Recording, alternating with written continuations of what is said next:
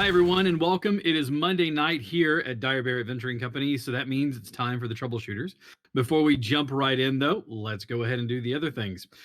First of all and foremost, I'm feeling fine. I feel fantastic. I am over it. I'm 10 days out from my first sign of symptoms, which means I actually get to go out into the world. However, that being said, I was masked up. I've only made one outing, and that's because I had to take my dog to the vet. But that's it. Otherwise, I'm staying at home and ordering things. Speaking of staying at home, if you are here in the United States, congratulations. We've made it another year so far, and we have Thanksgiving coming up. So we have a big holiday this week. I don't know if we plan to have a show on Thursday at this point in time. I will let the DM for that, Maddie, make that decision. However, the rest of our show should be off and running and going good. To that effect, we do have coming up in December, we will be taking 2 weeks off from all of our shows while we kind of reset, spend time just relaxing and doing something that isn't involved with running a game. We have all of our regular shows, although if you do watch our Tuesday night show, it is actually nearing to an end, so keep an eye out for that when that happens. This show we have 8 after tonight's episode. It will be 8 more episodes, so we have 9 this one and 8 more. And we'll be taking a little bit of a hiatus, and then we'll come back with more episodes in season 2 of the Troubleshooters. So keep an eye out for those things whenever they come about. Huge thanks to our ongoing sponsor, allowing us to use their tools and utilities, which is D&D Beyond. That's D-letter-N-D-Beyond.com. Tasha's Cauldron of Everything has already hit the shelves and the stores, and it looks to be really great. They've added some really cool spells in there, and one of them is, I've got to get the name of this right, so I'm going to look it up real quick because it's going to bother me if I don't. It's... Bear with me just a second because I just got to click on this thing and then click on this thing and then click on that thing, because they have a new spell that is like can really change how everything works and allows for a lot of stuff to be moved about. And it's like Dream of the Blue Veil. Excuse me, I've lost my voice there. So, Dream of the Blue Veil. It's a 7th level conjuration spell. And I had to tell you guys about this because it's just amazing. The casting time is 10 minutes, so this isn't a sit down in the middle of combat and do it. When you finish casting, you and up to 8 willing creatures within range fall unconscious for the spell's duration, and you experience visions of another world on the material plane, such as Orth, Toril, Kren, or Eberron. If the spell reaches its full duration, the vision concludes with each of you encountering and pulling back a mysterious blue curtain. The spell then ends with you being mentally and physically transported to the world that was in the visions. To cast this spell, you must have a magic item that originated on the world you wish to reach, and you must be aware of the world's existence. Even if you don't know the world's name, your destination in the other world is a safe location within 1 mile of where the magic item was created. Alternatively, you can cast the spell if one of the affected creatures was born on the other world, which causes your destination to be a safe location within 1 mile of where that creature was born. The spell ends early on a creature if that creature takes any damage and the creature isn't transported. If you take any damage, the spell ends for you and all of the other creatures, with none of you being transported. So here's the neat thing that this can provide as a kind of story thing. A lot of DMs allow for races that are in Wizards of the Coast to be used within their homebrew world. Well, here's a chance for you to add to it a bit of storytelling that it says, hey, my warforged cleric named Hammer und Tongs is here in Faerun. How did he get here? Why is he in Toril? How did they get there? Well, this can add part of the story of how do we get them back, or so forth and so on, and allows you to influence and be a part of worlds that we love as a campaign setting that may not have been introduced as of yet. So that's really kind of a cool spell. I heard about it the other day, and I said I really got to look that up because it is just too good. It's too fantastic. So there we go. That's one of the reasons why you should get this book, along with the fact that it added a bunch of things. Because who doesn't want to have a warlock whose patron is a genie in a bottle? Oh, somebody let me out. Oh, someone let me out. That is right. You can have your very own Christina Aguilera patron if you would so choose. But all that and plenty of other great ideas and great things are well within the book. Tasha's Cauldron of Everything is available in your local gaming store. I will say your favorite local gaming store. Just because you have a local gaming store doesn't necessarily mean that it's your favorite. So your favorite local gaming store, or you can pick it up through D&D Beyond. It's Tasha's Cauldron of Everything. Go check it out. It also adds it talks about changing up races and how you do that and how you reassign the points and everything else like that. I keep hitting my table tonight, so I apologize if I'm all over there. Anyways, with that being said, we will now recap what happened last week. The party found out that their halfling friend had another friend within his home, a homunculus. The homunculus was very friendly and was the leftover or the remnants of the halfling's lover, who went off and died in the Battle of Innsbruck, which was the battle that ended the Great War, and was where the treaty was named after because of the damage that was there. The party then put to rest the Wailing Woman, um, ending the terror in the town, so to speak. Mysteries still abound, though. Who was the individual that ordered them to be killed, and how did he have a command over such things, and what are those crystals from? But they don't have time to investigate those at the moment because they must be off to Tarascon, France. Before they left last week, we got the next marching order is to go to Tarascon, France, the fabled lorical home of an amphibious type dragon that was once blocking traffic through the river of Rhone. And I know I'm pronouncing that wrong, but Rhone River. The Rhone River runs through France, and in the south of France is this little town. This little creature was known as the Tarasque. No, they're not going to be fighting Tarasque, don't worry.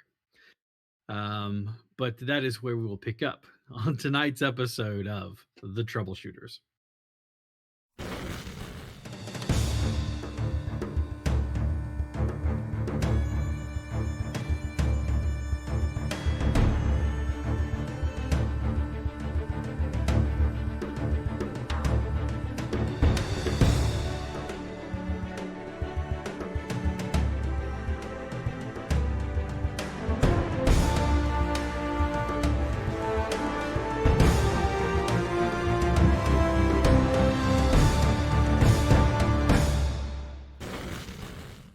Welcome back. The trip to Tarascon was uneventful, mostly consisting of a train ride and then a short car ride to the city itself. It is not a small or insignificant city, so to speak. Around 3,000 or close to 4,000 people reside here.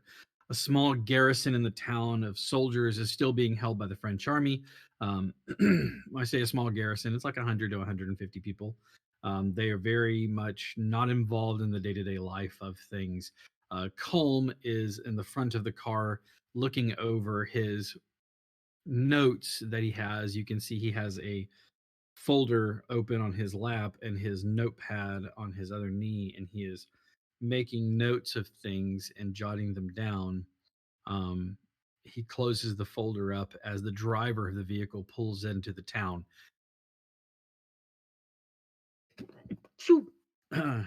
Bless you. You done? Got another one? Shoo! Sorry. Yeah. Gesundheit.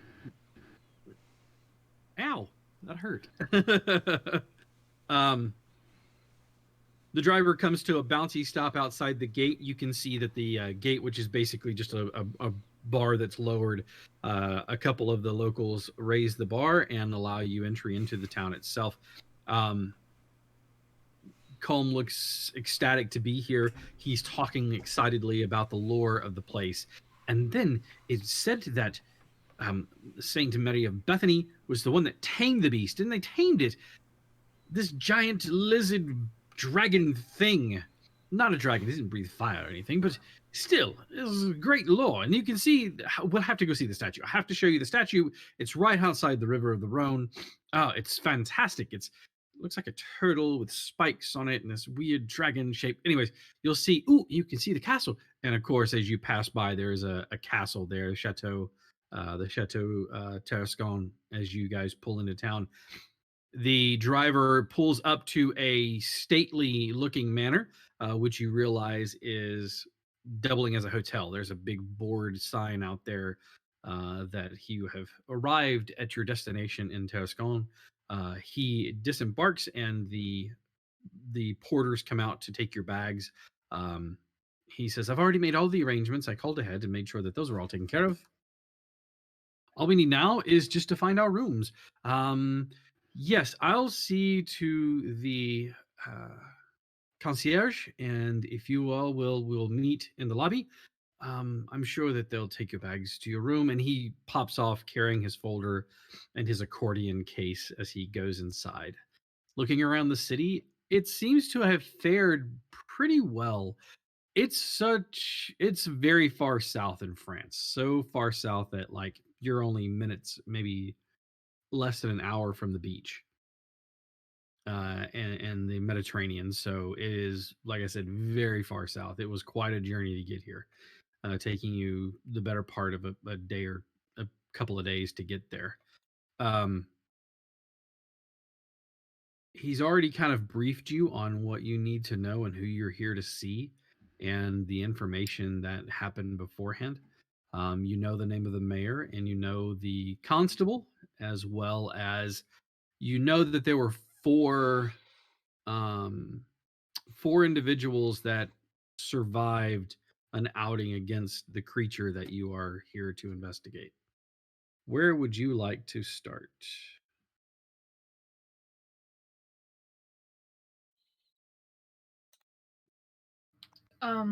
Who actually reported it as a problem? Was it the townsfolk or was it the small garrison? The townsfolk reported it to the constable. The constable is the one that got in touch with the mayor, and they found proper channels to get it out there. I feel like the constable's probably a good place to start. At least he can point us in the direction of the survivors. All right. A quick inquiry around the town will lead you to the constable's office. As you arrive, you can see that it is a busy office. There are people moving in and out. He has a lot of officers at hand to try to help with keeping the peace around here. This particular precinct is kind of set in the middle of the town. So, excuse me. As you arrive, the front desk looks up, his hat setting off to the side. He looks at you for a moment and asks you something in what is clearly French. What does Do he know- ask in French? Yeah. Do you speak French? Let's I say do. if he's talking You at do? me, As well, yeah. there's a whole lot of don't know what's going on. Just Blank staring. two blank stares, and the other two are like, "Oh yeah." He basically asks, "How may I help you?" We're looking for anyone who can give us information on the whereabouts of the creature you've been having problems with. We're here to help solve that problem. He taps his fingers on the desk and kind of like puts his hand on his hat, and it's one of those it's one of the hats that you see from the French policeman, the kind of tall one with the little bill on it. He just kind of spins it a couple of times. I'm not sure that I know what you are talking about.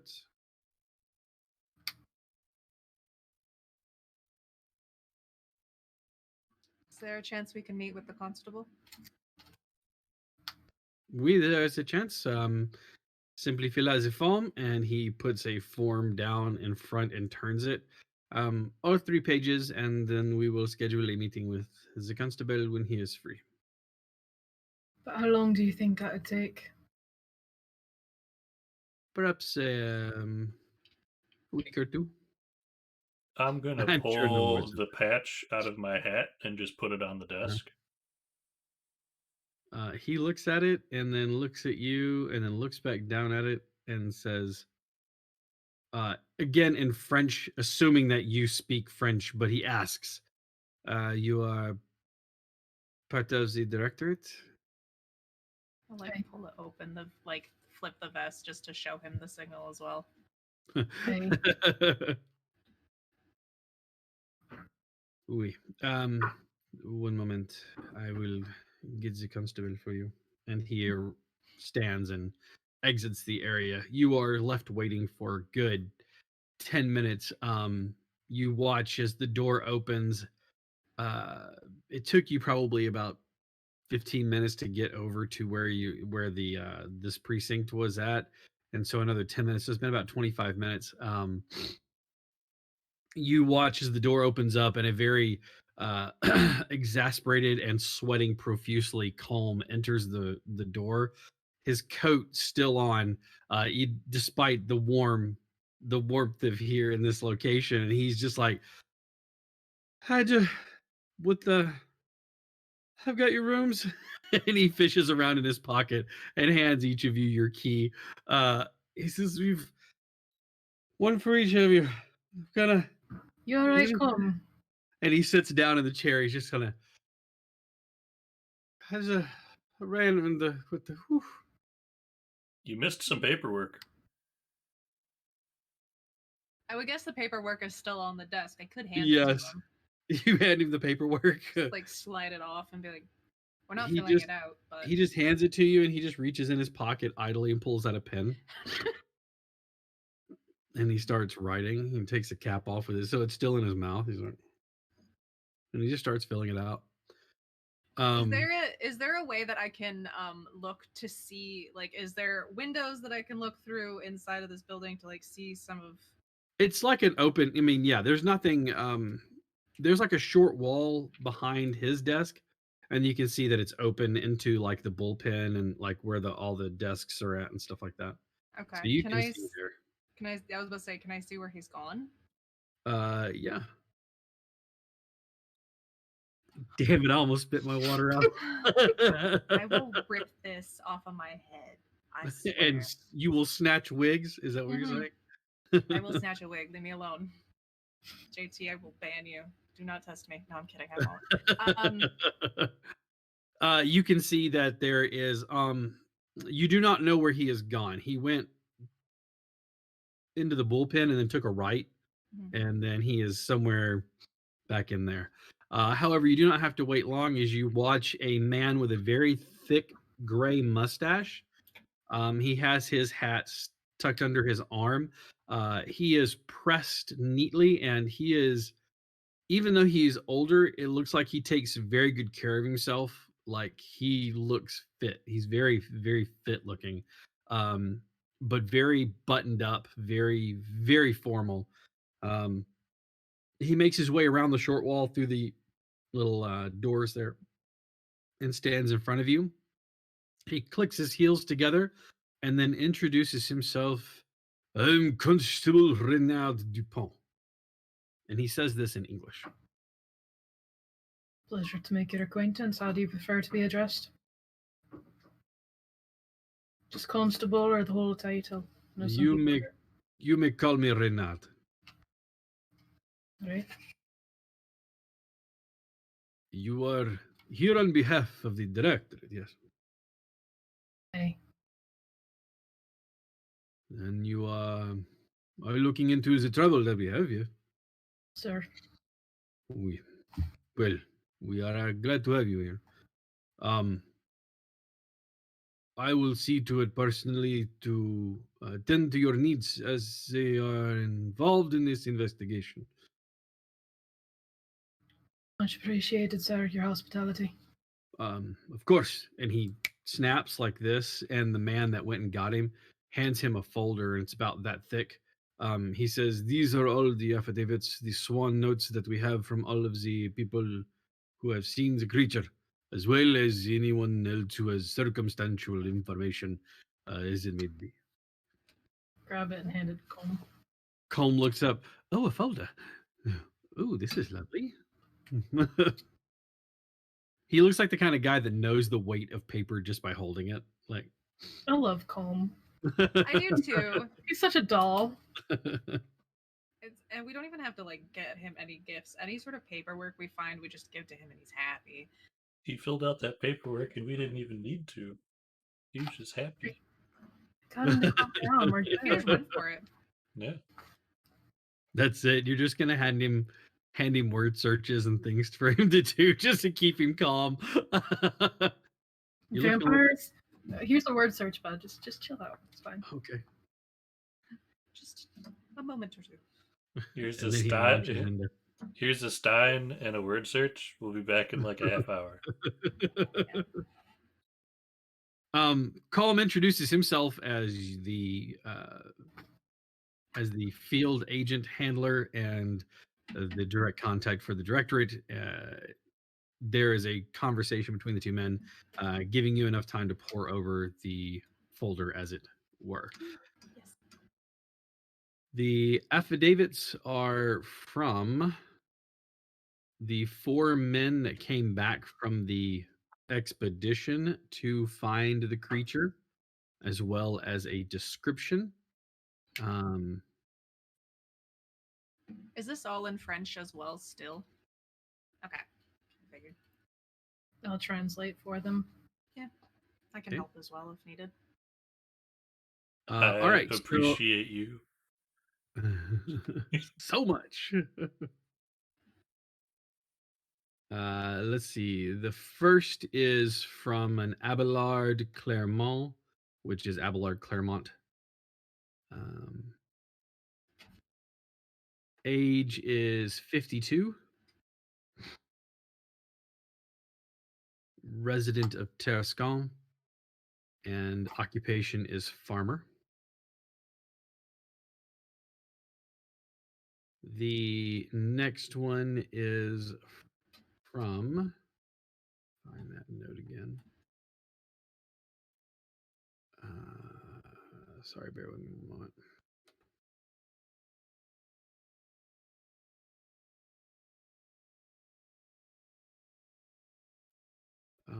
Bayard is the first name, Bayard. The last name is, where did that go?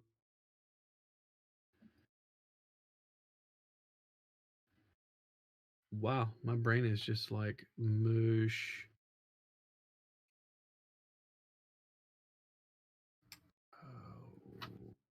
Oh, that's his last name now. Moosh. I Bless you. know it's Thank you. really bad. Bayard Moosh. Bayard Duvernay, Duvernay. Okay.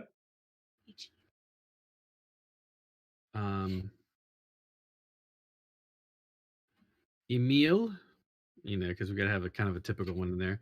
The last name is Favre. It's Faivre.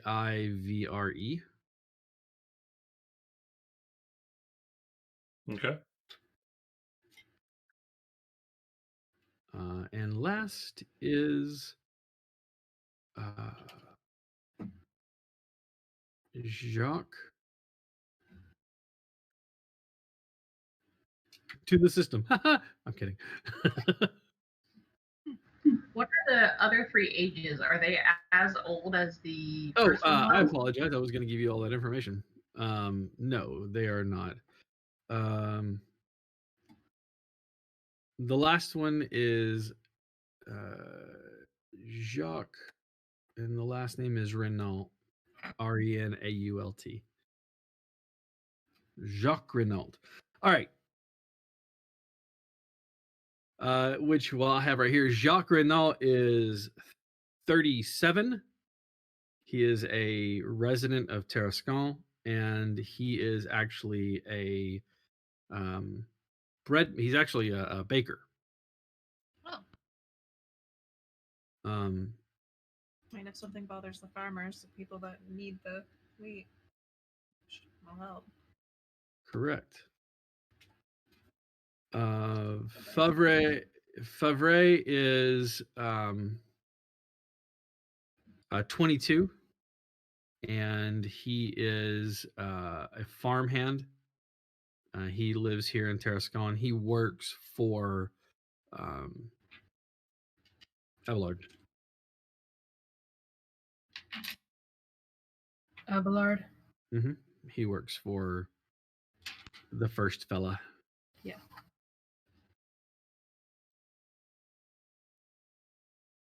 Okay. And how old is Bayard? Bayard is 52, Okay. and he is also a farmer. And of course, a resident of Tarascon.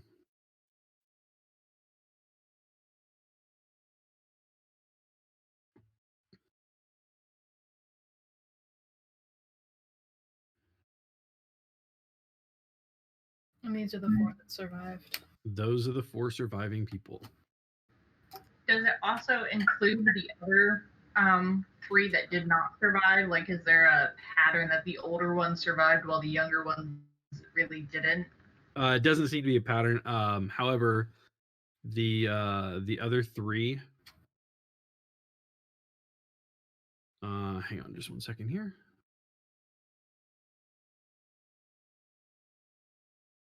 The first one is Gil Fusilier.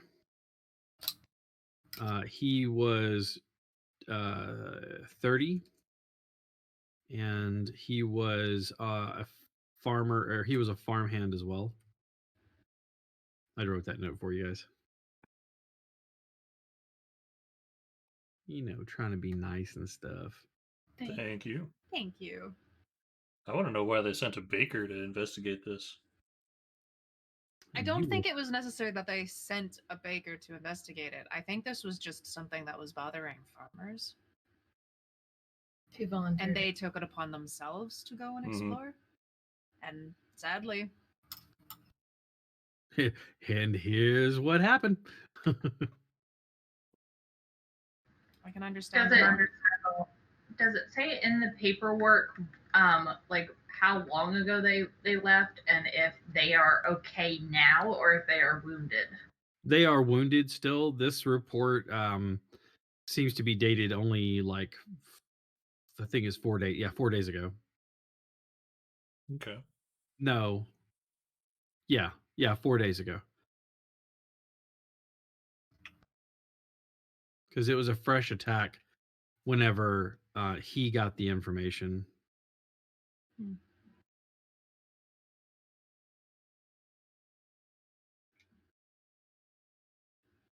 Sounds like that's our next play. Might as well check up on these guys and see what they can tell us. Now, does this town seem like it doesn't have a lot of young people in it because of the war, or? No, I mean, you've only been in there for a little bit of time, but what you can see just here in the police department, it appears as though there's a mix of young and old, like established and not so. You get the idea that a lot of these are probably avoided most of the war, or they made out okay, or you just doesn't look like there is a loss of life here as much as you would expect or see.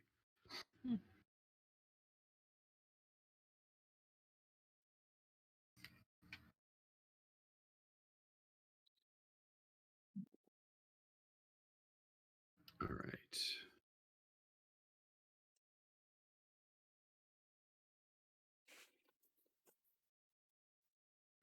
Also, I would like to note whenever Otter took out his patch and put it down on the thing, she gave him a look of, "You speak French?"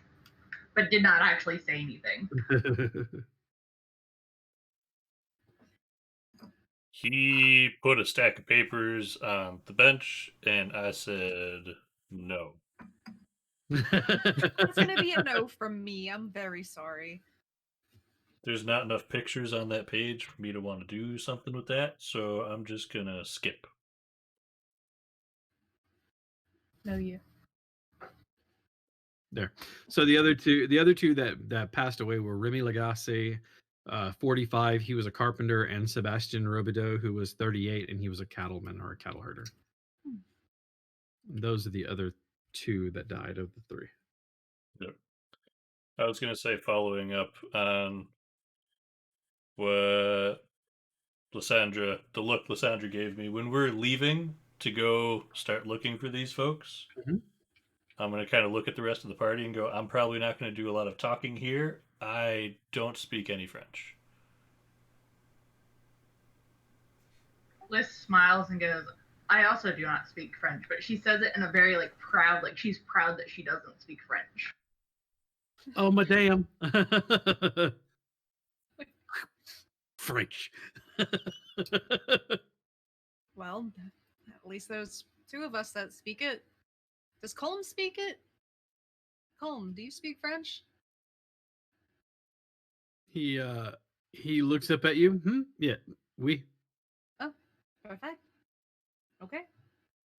And then he rattles off what you can expect to hear from second year university conversational French. Okay. School of It's French. it's like he knows French. He's like, I can get myself a dinner, a tea, and ask where the washroom is. That's all I need. I just look at Gesh like, it looks like it's all us this time. Hope you're better at talking to people than I am. All right, so you're heading towards the hospital. Mm-hmm. All right. Arriving with Renard, who went with you all to make sure to smooth things over. He immediately explains to the nurse there at the hospital who you are and what you're there for. She nods and admits you, taking you back with, of course, the police escort. Arriving, you can see 4 men. Some of them, you see that they're bandaged up, not heavily bandaged. They're not like in full body casts or anything. But they do seem to be recovering from some pretty deep wounds. There are a few nurses there that are currently changing out bandages and things like that. The nurse that led you back there just kind of holds up her fingers and says, "One moment, please." She makes sure that everybody is in a decent appearance and then leads you back to speak to the 4 men. As you enter in, they nod at Dupont and he kind of motions for you to take the floor or gesture to you to do your thing. Do the men's bandages seem like they're soaked through, or do they seem, for the most part, as what we can see, are white? From what you can see, they were white. It looks like they're on the mend. Like they'll probably be released of their own soon. We were told you all had a run-in with a sort of creature. We want to know everything that you know about it, where we can find it, what it looked like, from your own personal accord, how it attacked, these sort of things. The 4 kind of exchange glances before looking to Bayard, the younger of the 2 older men. Bayard kind of like eases himself up into a sitting position and introduces himself as Bayard Duvarney. It was a hound, a dog. At least we thought so, but it was the size of a bull. Thick fur smelled of rot and earth. The whole thing was Disgusting. It had a face on it. Not like a man, like a monster thing. Ears like pointed. We thought it's some bastard child of some hell abomination, and it lit upon us before we could make do. It lifted our friend into the air.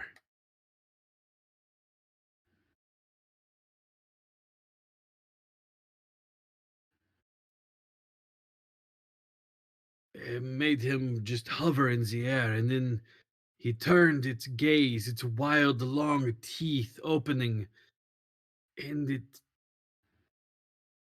he kind of falls quiet for a moment as he looks at the others. They kind of nod their head as to go and give him encouragement. Take your time. Rime was armed with a hatchet and a mallet. Sebastian never knew what hit him. Rime had buried the axe into the back of his skull. He was not in control of himself. He was taken, he was mad.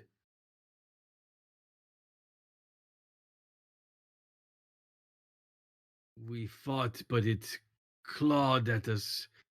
It had hands like not like a cat, but like some sort of human. I,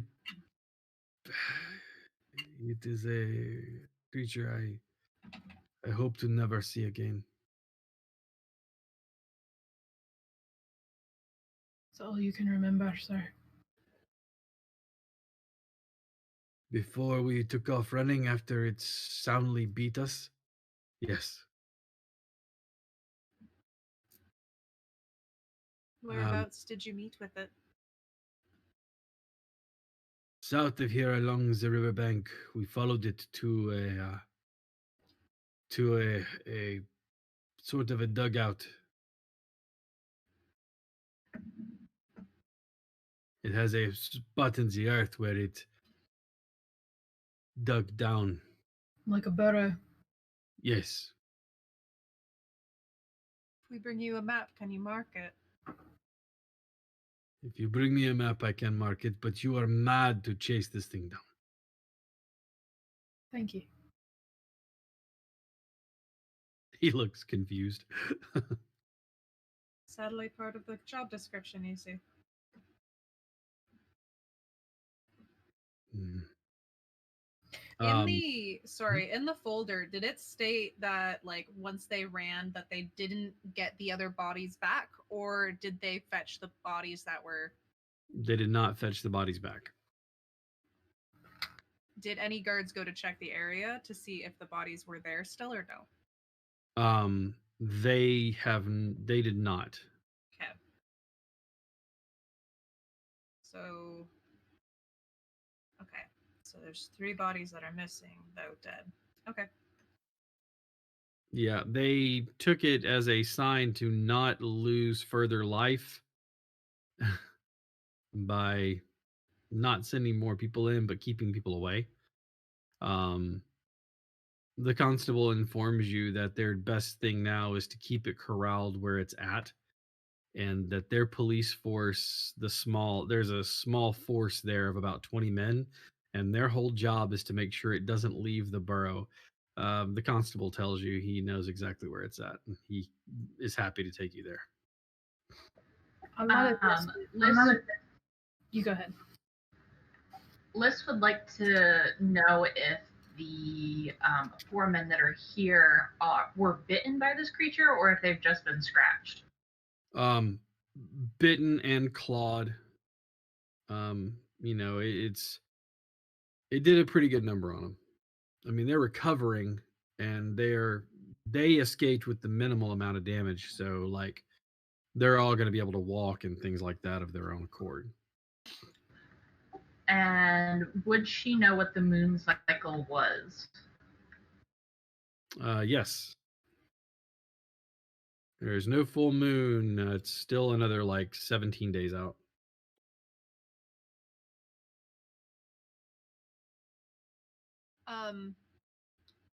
Seeing as they're healing, I feel like it would be pointless to check what the wounds look like. I mean, you can. Yeah? If it's not too much trouble, one of the ones that are more maybe one of the ones that had a deeper wound, a deeper Yeah. bite or a deeper cut. If we can look over the wound. Yes. That would be Abelard, the elderman. Okay. He, as you're starting to look over him, his chest is rising and falling in a manner, and you realize without looking up, he has his eyes closed and he is sobbing.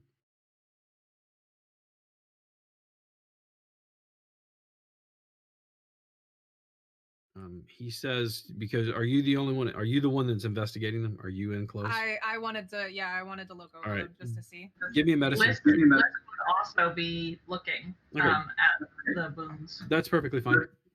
Give me medicine check, both of you.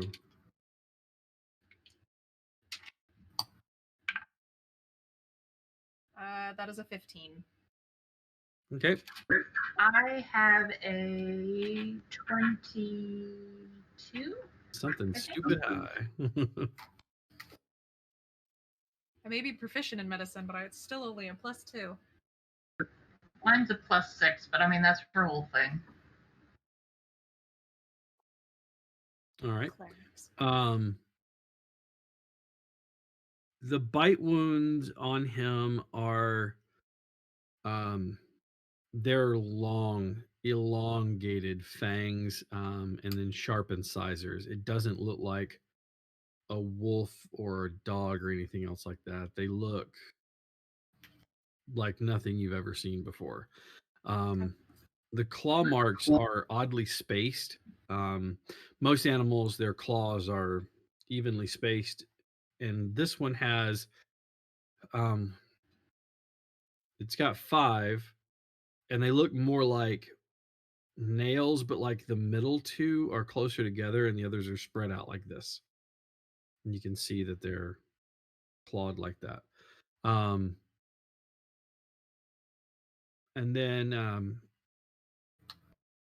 it looks like it bit him on the side, and you can see some recovering abrasion marks. So it bit him and then threw him with its mouth. It just went and tossed him out.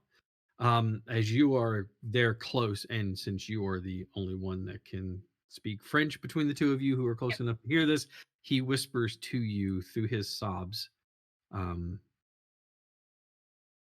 It's a mix of a prayer, and he's begging for forgiveness. He's asking Giles, please forgive me. Giles, please forgive me. Father, watch over his family. Please forgive me, Giles. Father, watch over his family. Keep them safe always. And he's just kind of repeating it almost like a mantra. And you said that these are more of like a puncture wound than like what, more like incisors than like molars, correct?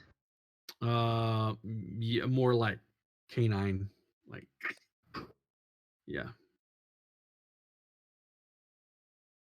But they're kind of oddly spaced, like unlike a dog where you can see a dog mark. It makes sense how it does and lacerates. These are like bite down, grip, and then throw him.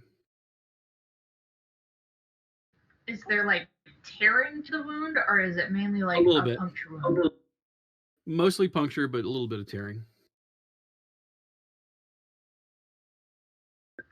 Can she tell how deep the puncture wound went?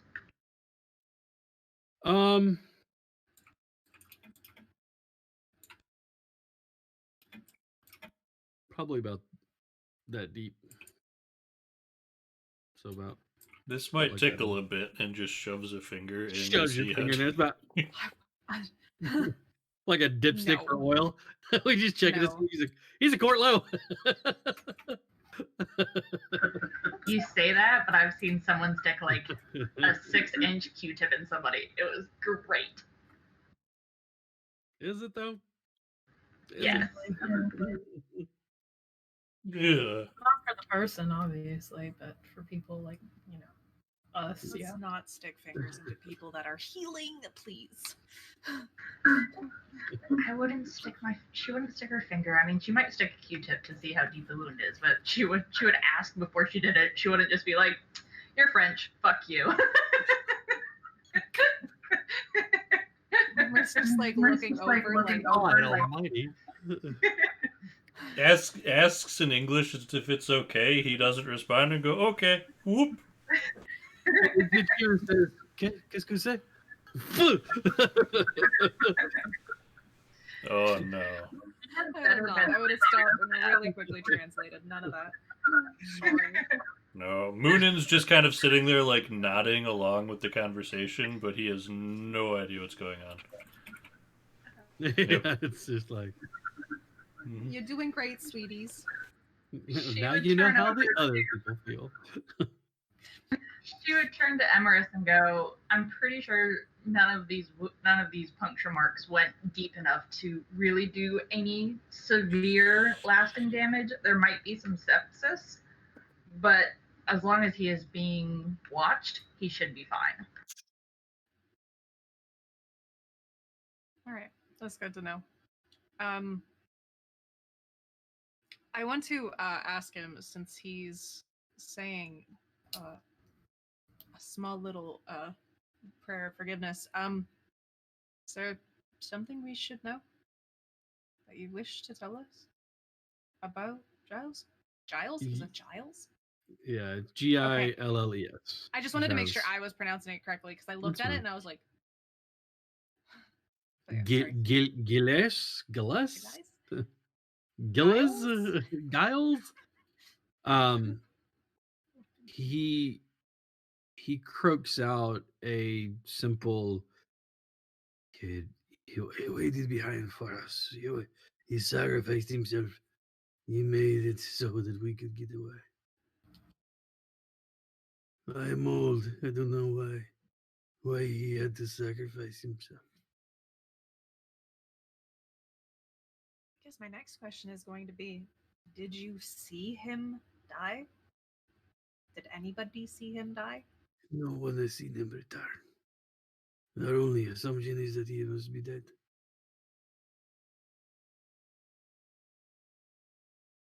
Okay. We'll make sure to. He would have returned by now if he was not dead yet. Unless What is he's you? injured. He is injured in the wild with that crazy thing. There is only one conclusion that this can come to. Clearly, he is no longer amongst us. I can't Mhm. offer you any sort of forgiveness, but Forgiveness is not yours. no, I know. But we will try and at least find the bodies if they are to be found. And any belongings that perhaps were left behind. Cannot believe the way it moved. It was not a stupid animal. It could speak, I feel. He said no words. But there was something in its eyes.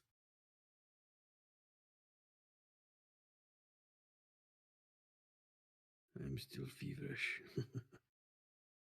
Perhaps you should rest then. We will look into this. Perhaps so. All right. Any other questions you would like to ask the men while you're here? Keep bumping my table. It's annoying me. Liz would also investigate the other wounds. Is there anything else of note on the other men? Ba, ba, ba, ba.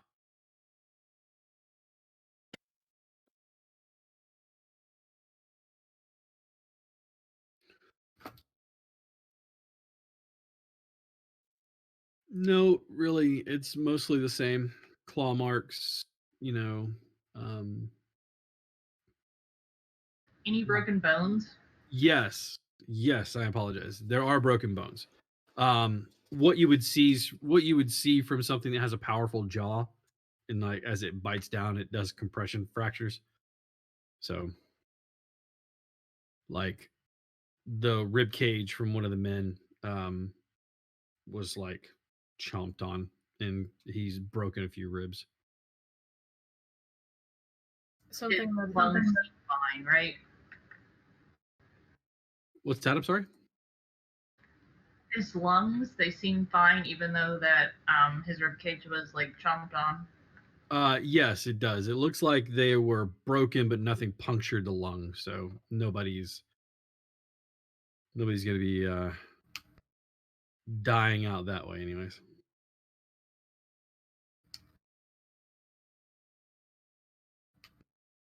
something I didn't quite catch. Did the creature come out of the burrow to them, or did they go into the burrow to the creature? They went into it. They went into the burrow. Okay. And Mhm. they said that Sebastian turned on Remy with his hatchet and killed Sebastian, or is it Sebastian killed Remy? That is a great question. It was um Sebastian killed Remy. no, the carpenter killed the other guy. There you go. Remy killed Sebastian. Gotcha. He said that Remy had a weird look on his face, and he turned and hit Sebastian before Sebastian even realized what happened. Did Emerus tell the rest of the party about the fact that the creature looked like it could speak, or has he kept that to himself?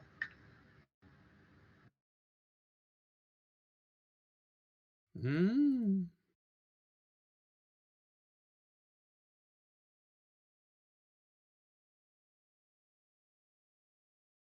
I don't know.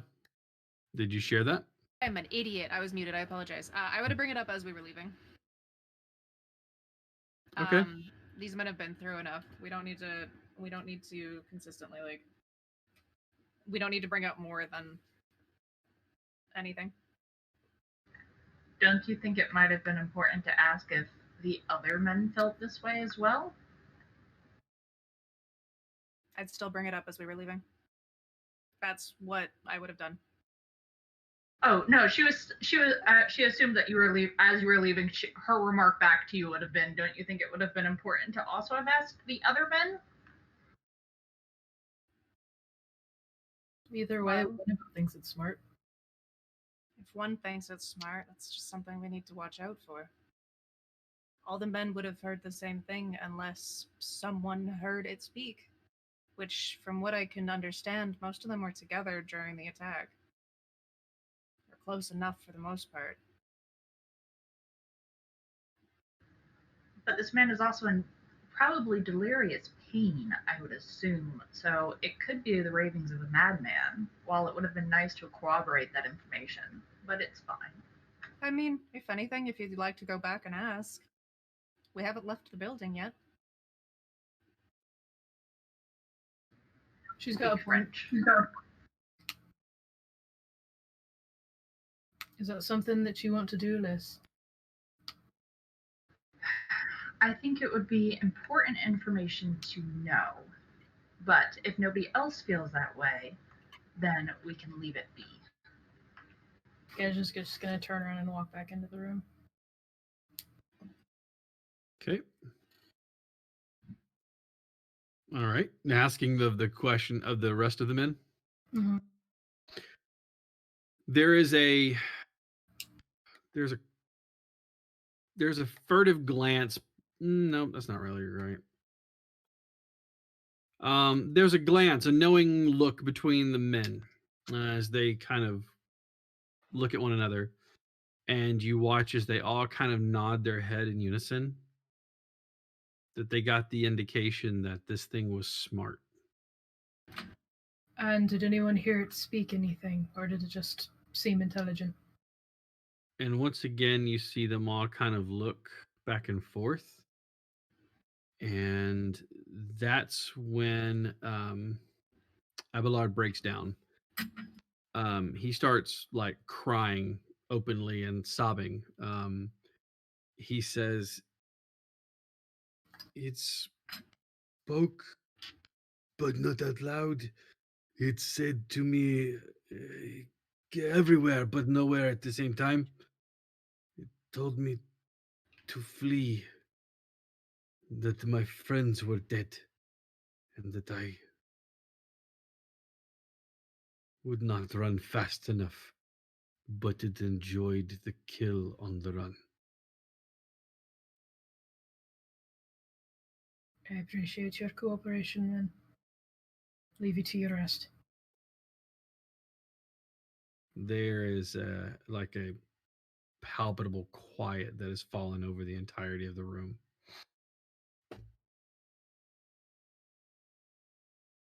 As he walks out, he's going to say a prayer to Mars for peace for these men. Okay. Abelard said it spoke to him, sort of, kind of, not out loud. He said it was like a sensation around him. I'm assuming probably through his mind somehow or another. Told him to run and that his friends were dead and he couldn't run fast enough and he liked the kill on the run. So it has a mind.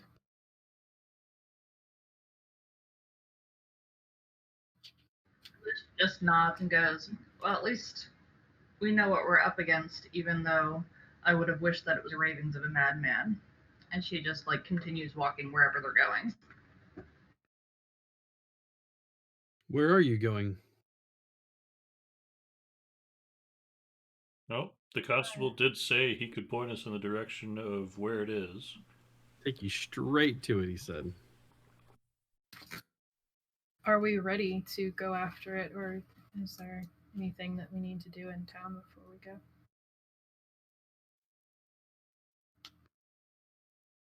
How do you prepare for something that we don't know what we're fighting against, really?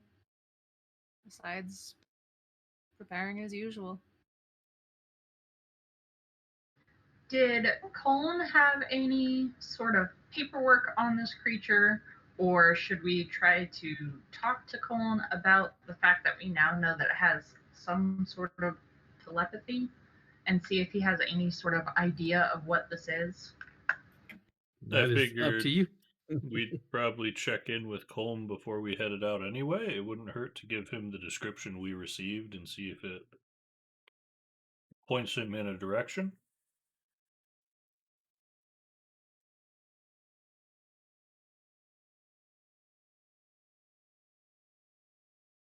All right. So heading back to find Colm. I assume he's probably back at Back where at the we're staying. hotel. Yep. He is back at the hotel. At the downstairs, there is a bar and restaurant, and he is sitting at a table. You can see that he has a bottle with a woven basket around the base of it. Another small loop of rattan is off of there, serving as a kind of a handle for the pour. We've He made a has monster. He has a small glass in front of him with no stem. It's just sitting there, almost like a brandy snifter, but like not. And he has just a small amount of the red liquid in there. He actually is like holding it and he's swirling it slowly, and you can see he just takes a little sip of it and then puts it back down. As he has like 3 different journals in front of him, or 3 different like notebooks or things open in front of him. And you can see he's got another bigger bound book in front of that. So he, as you guys approach, he looks up from his glass and kind of motions. And you watch as a server appears and asks if he can get you all anything.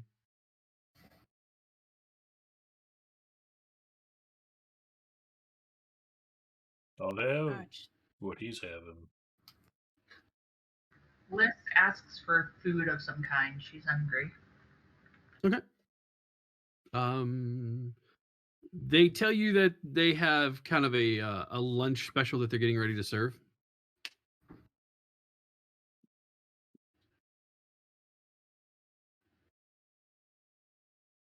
Sounds good. All right. You guys don't wait very long, and before you see a charcuterie board brought out for you guys to eat from, to snack on, and then eventually a vegetable dish is brought out to you. It is served in a chafing dish that is laid with cut pieces of squash zucchini. For those of you who out there who would know that it's put in a particular way, it is ratatouille. So they serve you a ratatouille along with that, and it's a small dish. Like it's enough to fill you up for lunch, but not to like overfill you. And of course, fresh bread is served as well.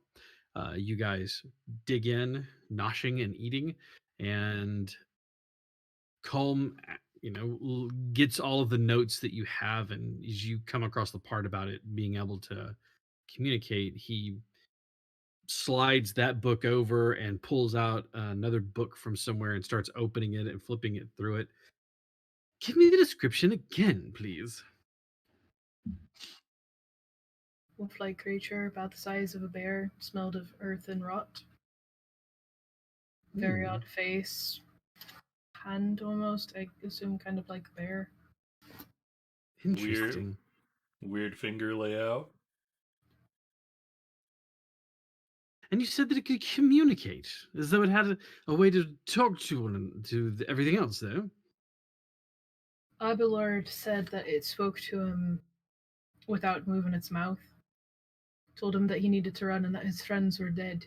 Ooh, And he wouldn't be able to interesting. run fast enough. This is an interesting thing. Okay, so and he like has several he has, like I said, about two or three books there. He turns and he has different things that he has the book turned toward. Um you can see that they are, as you look at them, you realize that they're like folklore books. They're books about common folklore. And he says, as he points to the first one, he says, my first thought was to take it from like the Hound of the Baskerville, which was supposed to be a hellhound of some sort. No fire. So it's definitely not a hellhound. So he closes that one and slides it aside. And he looks through and he starts looking. Now, one of the other items that it could have been, and I think that maybe you sussed this one out already, was that it could have been some sort of lycanthrope. But I don't think that it's that. So I'm going to not rule this one out completely, because I've never heard of a lycanthrope being able to communicate telepathically in all of the studying that I've done. So I'm going to close the book on that one, and he slides that one aside. That leaves us with this last one, and this entry that he's looking at is in German.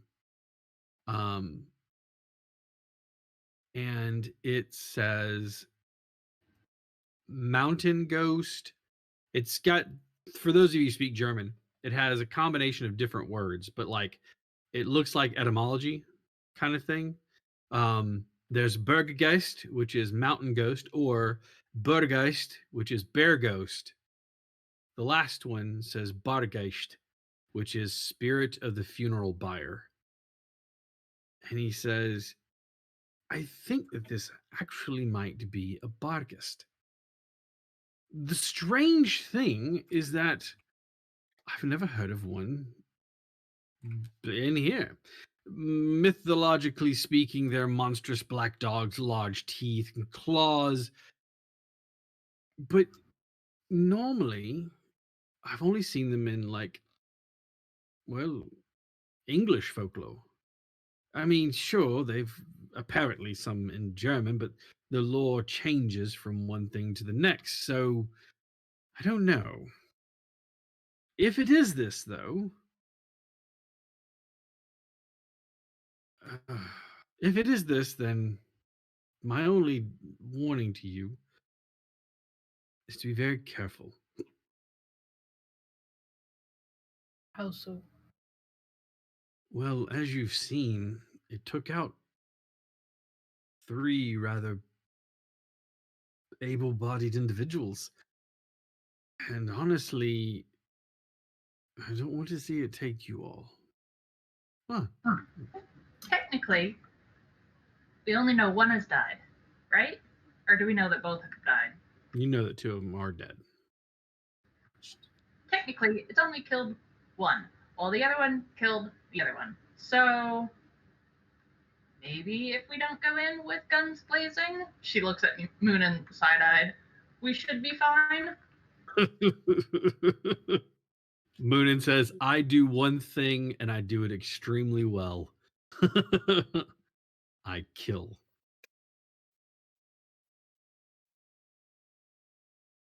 We could lure it out. He said he had a detachment of 20 men on the outside. That'd be enough backup. I'm assuming they'd all have rifles. You would probably assume correctly, or at least some sort of firearm.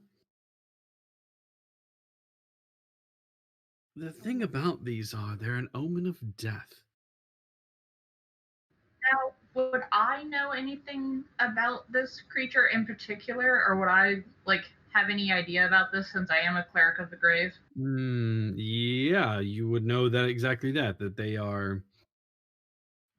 are usually like omens of death or portents of death whenever they see one. This is odd though because the behavior that it has here. Give me a history check, actually. Low DC, but give me a history check.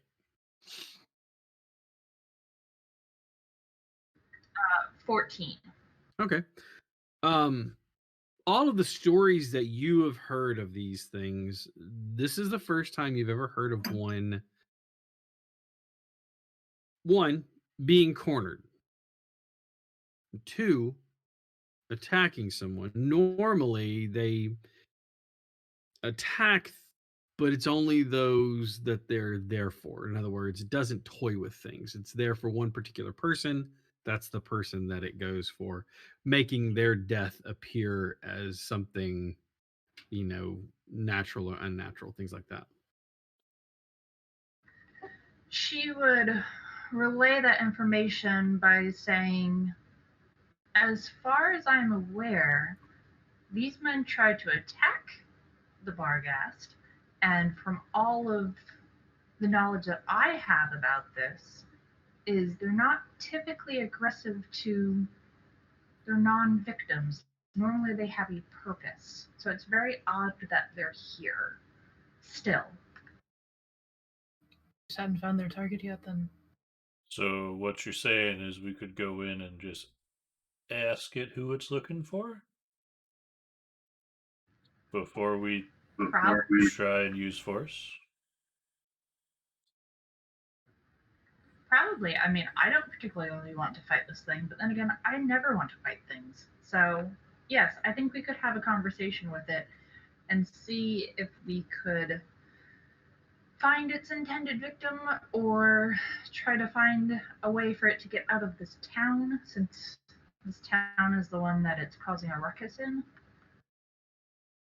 One other piece of information that is that there is a bit of lore on it that makes it kind of unique.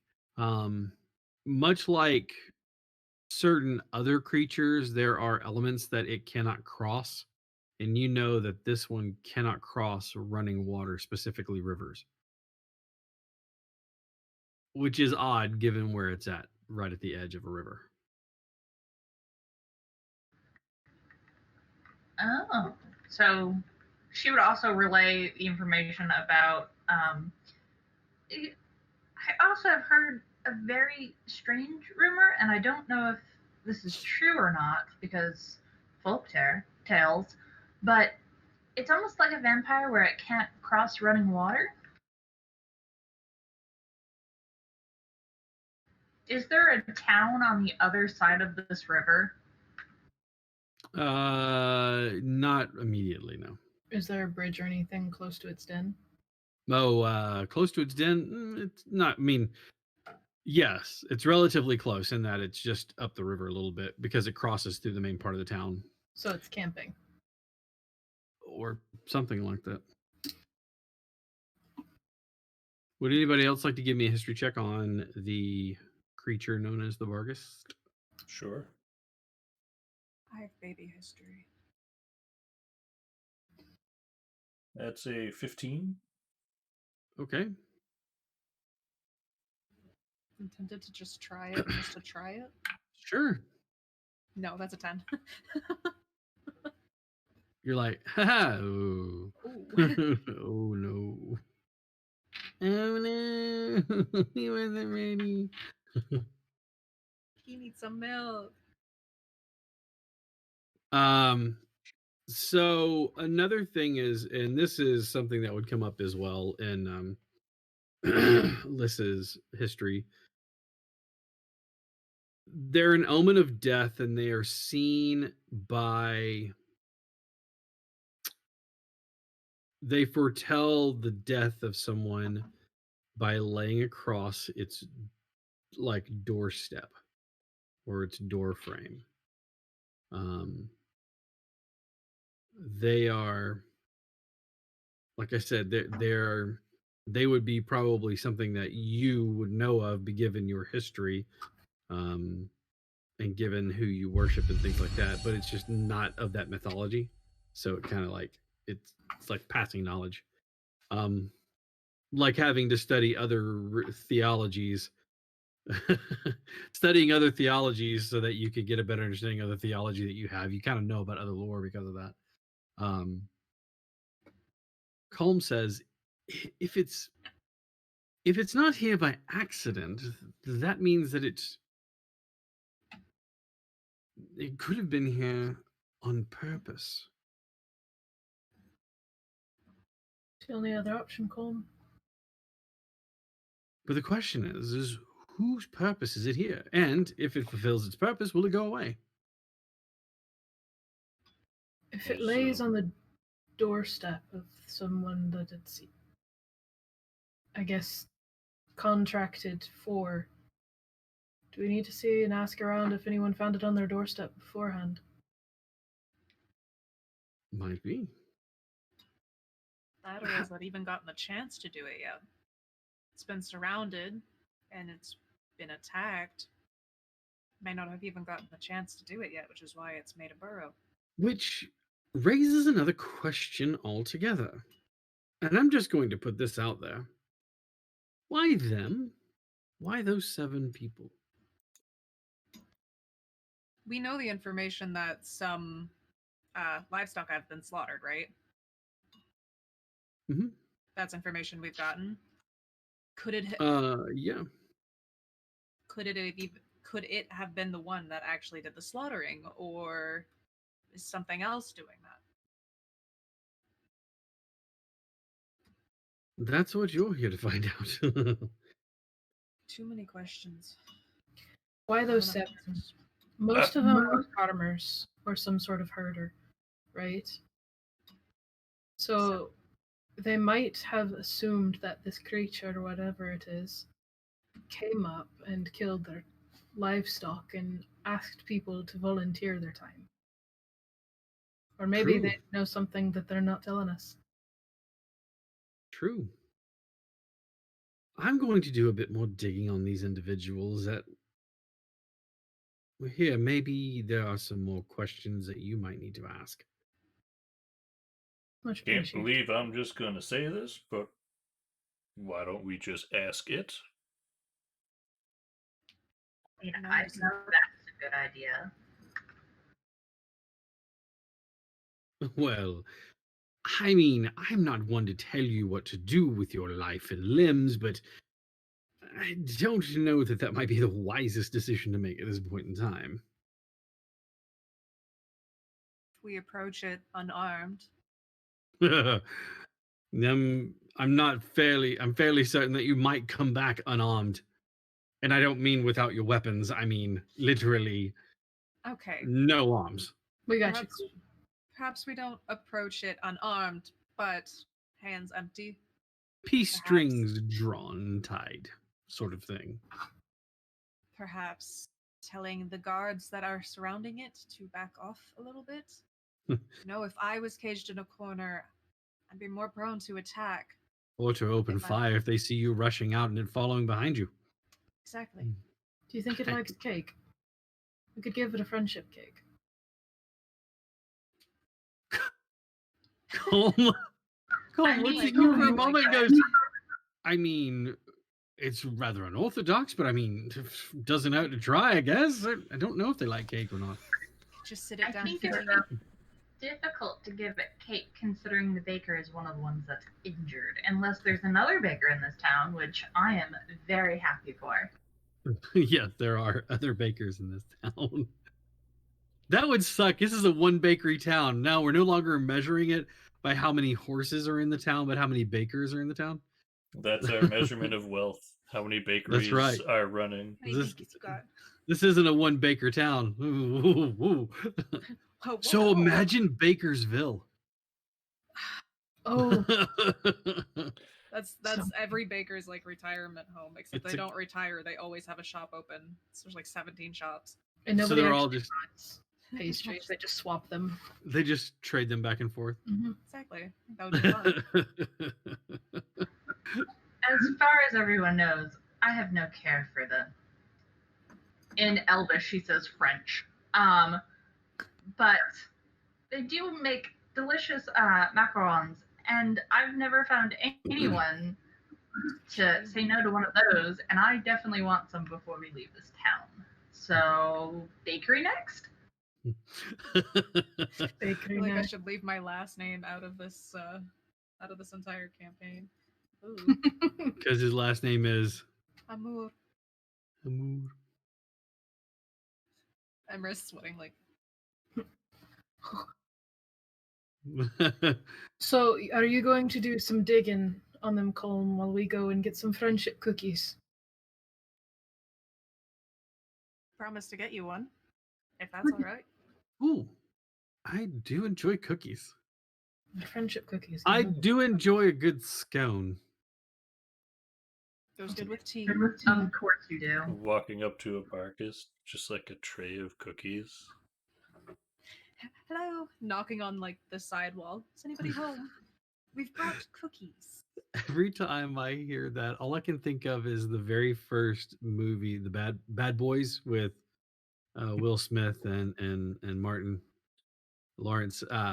He's like, dude, there's too much bass in your voice. You gotta make it higher pitch.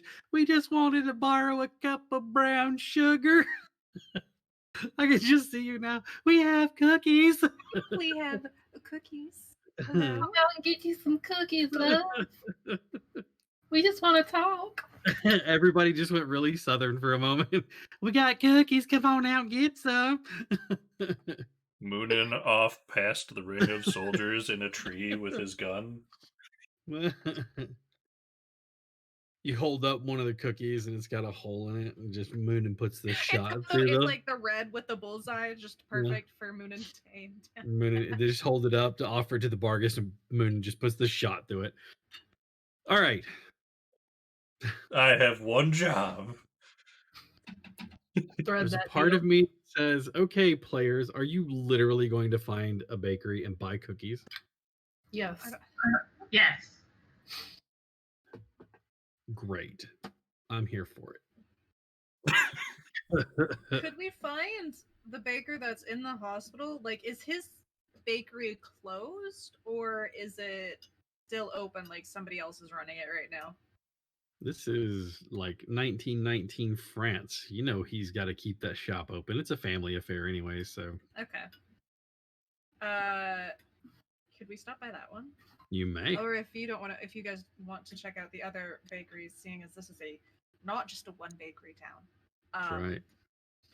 Look, we I can can- buy here as much as we want. We can check out all of the bakeries. Don't ask I Liz really don't want to do a bakery run. every single bakery Please. to compare the I don't- macarons and be like, this one is better. So this is the one that we're going to buy like 50 of before we leave. We can definitely do that off camera. The I was Aurora. about to say, I was like, I'm not doing. a Moonin bakery is run, just kind of sorry. watching all of this and just kind of like, this is my life. Let's This is- go look this is at what it breaks down to. bakeries. This is what it This is what So it you comes down so to. you're heading to his bakery to begin with. Yes. All right. Asking the constable again, who is always there for your service. He escorts you to the bakery and introduces you. Did I just lose you? This poor constable, we're here to solve your problem, but we need to check out your bakeries first. Which They're one's the 5-star bakery? they're kind of sus, and I feel like it will relate to the monster we're looking at, so we need to check out your bakeries. So he introduces you to a rather tired-looking but handsome young lady. Um, you see her dabbing at her forehead with the back of her hand, leaving small smudges of flour on her face as she is working some dough, uh, kneading in flour to make sure that it is staying there. She greets you and asks how she can help. Her name is Yasmin. Uh, she introduces herself as Yasmin Renault, the Ni Clermont.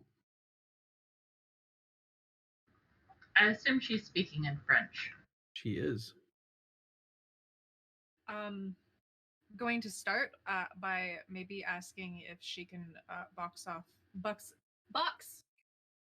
sorry, some of the most popular sweets and maybe a couple scones, if anything, and then ask if it's just her working the shop.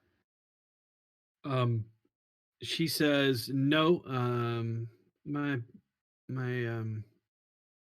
husband's brother is here, as well as other members of the family that are pitching in his absence. But and she takes her hands and puts them in there, washes off the extra flour and dries them, and starts busying herself with gathering up several different sweet treats for you. Perfect. I'll get right to the point. We're here to help with. Did she say was Jacques her husband? Yes. Mm-hmm. Okay. We're here to help. What will help stop or find what has attacked your husband? And she says, "And my father." Yes, as well. Yes. We. I'm curious as to their reasoning. On why they decided to go and help. You do not. My father was the one that asked my husband to help. Oh, okay. My father is Abelard Clement. Okay. He said that there was things in the farm that was killing the livestock, and he asked for help. Of course, my husband, Jacques, he was there. Of course, he was going to help. Um, but his friend Remy and uh, the friend Favre, they were all there to go. Remy's cousin Sebastian and then Gilles, old friends. My basically my father asked, and it sort of blossomed from there, and they formed sort of a posse to say that and to go chase down this thing. We told them that they are fools and there's no such thing. And Papa said he knew exactly where it was, and he let them know there. And then the outcome, I'm glad that my husband is alive. I feel terrible for the loss of the others. So this quickly became a family affair. Okay. Well, family affair, sort of. Well, Mhm. Farm animals still turning up dead, or do you know? I'm sorry, I do not know. I never saw anything that was dead, anyways. And Papa said that he took care of the carcasses before anything else could come on the land. So Would your brother-in-law know anything about it? Possibly. She kind of leans back and yells, Jean, Jean, s'il vous plaît. And he comes forward. You watch as he walk, and one of his he definitely has a gait. It's a limp. You can see it's a very pronounced limp. Um, and he's covered in flour. You can see, not covered in flour, but he has flour on him, and you can see that he was back there working with something. He has there's a bit of singeing on his fingers as though he works with something hot all the time. You probably guess from the ovens and things like that. He looks up. He seems bright-eyed, but like he seems bright-eyed in intelligence, but like there's something else that's stopping him, you know. But he looks up. Bonjour. Pleasure to make your acquaintance, John. Oh, fuck, sorry. Slipped into that. My name's Gish. We're looking into whatever attacked your family. Do you know anything about the farm animals that got killed? Did you ever see any? Are they still getting killed? You know anything No, about that? No? no, never saw the animals. No. They're fine. All of them? I I don't know. I work here. I make dough. I bake. Can I roll an insight to see if, like... Absolutely, you may. I was about to say, can I help? I'm proficient, but I You, don't know. yeah. I mean, there's not really a way to help with insight, you know. Yeah. I'm there talking with him. Would I be able to roll in as well, though, just in case? Yes, that you Okay. can do. Okay. Liz, by the way, is just in like the shop pointing at the macaroons and being like, make sure that you get these. Like, She's definitely know what like like she's fingerprints. looking at you and watching what you're pointing at, and she's like holding up hand, how many, you know, and she's like filling up the box as you go. Perfect. she's just like more. Another one. Another one. Just the whole row. She just takes out one box, fills it with nothing but macarons, And closes she that wants like box. the array of like flavors that she Yeah. has. She wants at least like, how many people are there? There's five. It's Five, enough. five of each, plus 2 more for herself. Sure. Oh God. Just a huge box of macaroons. I feel like Moonan's gonna be carrying like 3 boxes of sweets by the time this is done with. Nothing. You You said, say I'm Moonan 'cause carrying he's all the probably got shopping. large arms. You're the Love you, mom, Noonan. Franken. Yeah. You gotta keep track of the So kids. insight checks. 18. I also got an 18. 12 plus 6. You get the idea that he is not holding back anything. He literally works in the bakery and doesn't know anything else. Appreciate your Name, time, John. Papa's okay. He's healing. Should have never chased the dog. Have you seen it, John? We was sleeping. Papa's house. Where did you see it? We was sleeping. Papa's house. He was sleeping at your pap's house. Mm. Was it Oh, sleeping I on thought the he said floor? he was sleeping, and that's okay. Sorry. In front of the house. Mm. Papa chased it.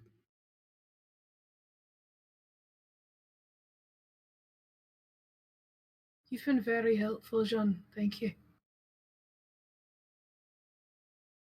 Thank you. Of course.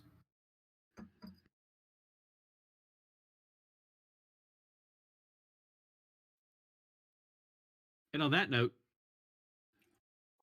we're going to take about a 10-minute break, everybody. So don't go anywhere. We're going to get up and stretch our legs. Don't forget, you have claws that you can claim. You have Twitch points that you can spend. You have all kinds of fun things you can give the party, boons and banes. You can make us all stretch or say something nice about one another, all sorts of fun things. So we're going to take about 10 minutes. Sorry, Ray. We'll catch you on the next time. And we'll see you guys back in about 10 minutes. Thank you, guys. See you.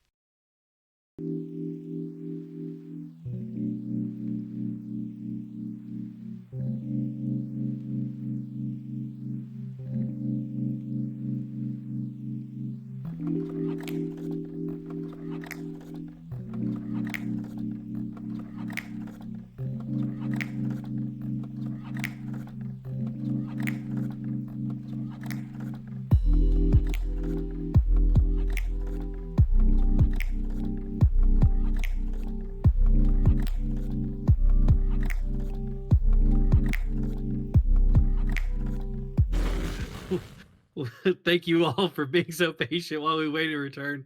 Right as you cued me in, I looked up to see Quentin making faces, and I just lost it. I'm so sorry. I was like, what did you get a hold of that made you make that face? I put too much honey on the tip of my tongue. Oh, yeah, no good. Welcome back. So they found out a little bit of information. They've found out the names of the individuals who survived the attack from the Bargist. They found out that they're looking for a Bargist. They also found a cute bakery who had the wife of one of the members of the party that went finding the thing, as well as the name of the daughter of another member of that party. Putting together some information, they also met Jean, who said that he hydrate.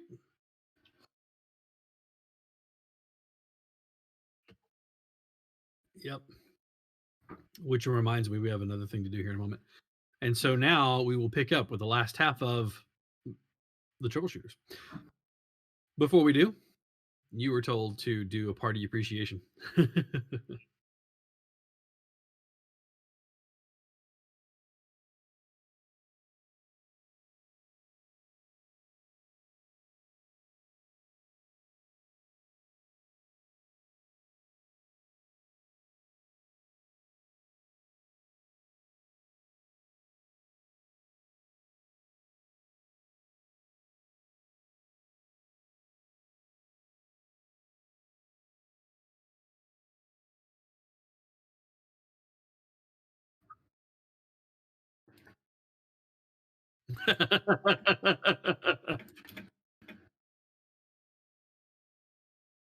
Oh, you're welcome. I'm You taking meet us. home with me once this is done. Okay. I'm sorry. Uh, Can you split custody? did we lose sound? I'll agree. Is everybody hearing us okay? I'll get him on the weekends. Hold on. Yeah, that's fair. I'll have tea time with him on during the week. Okay. Did I not come through for any of that? I don't know because Decca. Okay, Decca said that he asked, "Did we lose sound?" I just wanted to make sure. I can hear sound now. You heard everyone For but me. everybody but Otter. Okay. So you Okay, gotta do it again now. I'll go back real quick. Vixen, thank you for the energy you bring into the group. I love Lysandra's energy. Gedge, thank you so much for the awesome accent you're bringing in. I appreciate you. V, thank you for helping me so much with the back end stuff. Having a sounding board for a lot of this has been very appreciated. And Cap, thank you for everything you do. And also, thank you for Kong. All right, thank you for that. Don't forget you can redeem your Twitch points and your claws. If you don't want to wait to earn enough claws to trade in for a boon and bane, you can always cheer using bits to purchase those things as well. That being said, what are party? You have a little bit more information thanks to Jean. What are you doing now? Did Gedge and Emerus relay this information? I was gonna wait until we were out of the bakery so I didn't freak anybody out. Okay, so I'm just gonna continue watching Lysandra just clear them out of macarons. Do you have a sort of pound cake that we could perhaps purchase from you? Yes. Would you please advise that I would like to save some of the macarons for other guests, if that is possible? Liz, What? she wants you to put a rein on your macaroon buying. We can always visit some other bakeries and rob them blind. I mean, purchase them blind. All right. It looks like Thank you you. got a box and a half of them already. We should be good for a Yeah, bit. yeah. You're walking out with like 3 boxes stacked on top. She wraps up your purchase and hands you the bill, which you advise her to send to the hotel in care of Calm Haim. Cole's And gonna see she this. have an aneurysm. Holmes like, I didn't even get a macaroon. Doesn't seem fair. There's a scone. Not enough to share. She got enough to share. All right, He asked for scones, not macaroons. it's fair. Sends a young person running out. Anyways, you guys make your way. Where are you going to now? Well, while we're outside, leaving, giving the information, and now it's whether or not going back to the men and figuring out who this was really after So, and how many animals weren't slaughtered. Why? from the information you just gave us, who couldn't understand that conversation, if the boy and the father were in the home, it sounds like it's after one of the two. And if the father chased it away, what if it's the boy? I think the boy lives with the wife, right? But if he saw it at his dad's, He must have at least been there. he must have at least been there. Oh, you're talking about the boy in the bakery. The boy in the bakery, yeah. Jean. Sorry, I was thinking about the husband.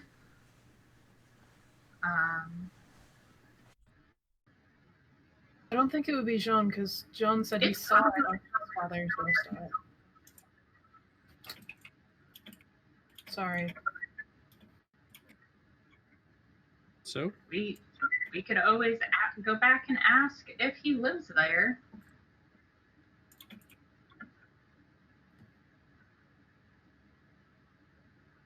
Make sure to preface it with, we don't need any more scones, we just have a question. So somebody go in that isn't Liz. Is that what you're saying? I'll go in. Moon Liz and I welcome. can't speak the language anyway, so we can't ask. All right. Emrys, are you going back inside? Yeah, I will. Okay. Heading back inside, she perks up. Was there something that was forgotten? Sorry, no, just one more question. Jean, does he live with your father, or does he live with you? So my husband and Jean are brothers, and Yes. their parents have died years ago. We have a family of our own, so Jean and Papa, they share a place together. It is my father's place, but Jean stays there. Jean stays there. Has he been staying there as of late, or no? Ever since he came back from the war. Okay. He went and fought, and was part of how you say, with artillery. There was another shelling, and the blast damaged him. He functions. He is capable, but he is as you see him now. Okay. And I guess since so he hasn't stayed at the home since your father's been injured, kind of thing, or No, he stays at the home. okay. Okay. Thank you. That's all I wanted to ask. Of course. Apologies for cleaning you out, it seemed. It is money, and it is what we're here for, not to hold on to them. So, Of course. Have a good day. I'll leave and give the information on to the others. all right.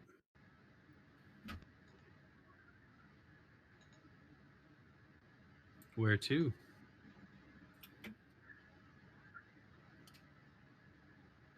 Do we check the home? Do we go back to the hospital?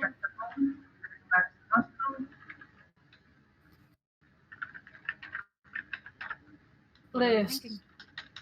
does it say anything in the folklore about if you can stick a barghast on somebody, or if they go after people based on their deeds, or how does a barghast go after someone? Do you know? Would I know that information? You can try to search back using history.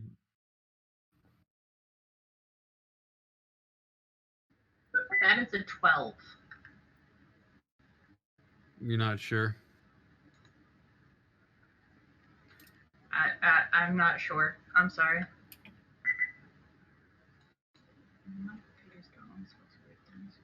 Maybe we should pick Colmsbury a bit more before we go bothering those men again, or go into a hole. Works with me.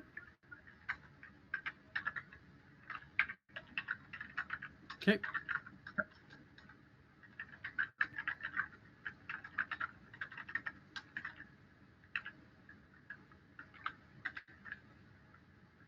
All right. So we head back to find Colm, who is back at the bar, and as you enter in, he looks up and smiles at you all, and then he kind of like, there was a bill left here for me. It's for quite a lot of, yes, those.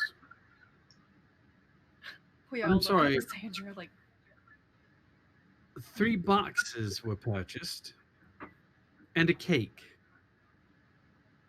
And oh, look, you did buy some scones. Excellent. Oh, with that in case, and he takes and he opens up and finds the scones, and he starts to nibble on one. Yeah, did you find more information out, by the way? Excellent. Does it say anywhere in your books how barghasts pick their victims? Are they summoned by somebody to enact revenge, or do they just pick someone based on their deeds? Are they just an omen?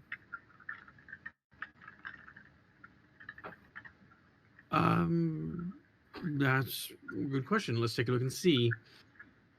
And he starts to look through the book, and he says, it doesn't really say anything here as though that they can be summoned. It just says that they appear as a portent to death prior to someone passing. They also talk about the passing and that they have sort of a funeral procession afterwards, but nothing about them being summoned to anyone.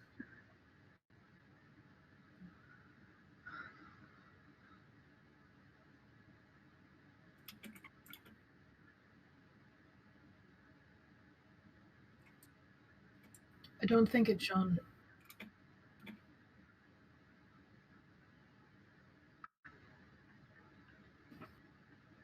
you don't. Why? Because whenever Abelard said that it spoke to him, it told him that he couldn't run fast enough.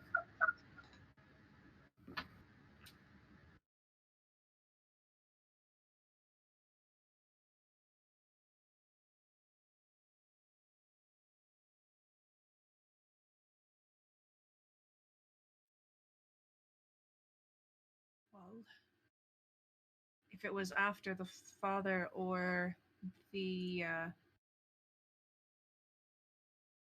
this or the son that we've learned from the woman at the shop, they would already probably be dead. Unless someone else stays in the home. From what she said, it was only Jean, the father.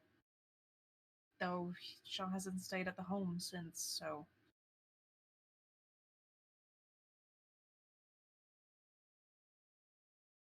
Perhaps talking with the beast is our best course of action.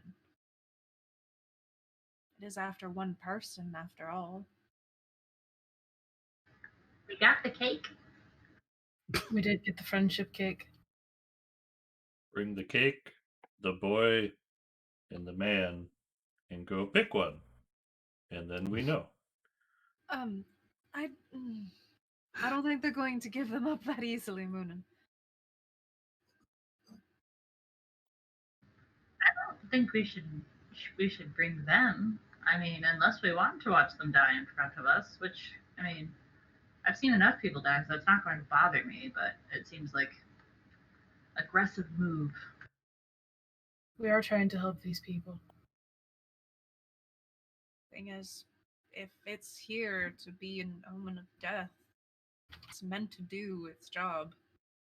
It's not really going to go away. But from what John said, I think the father knows more about this than he's stated.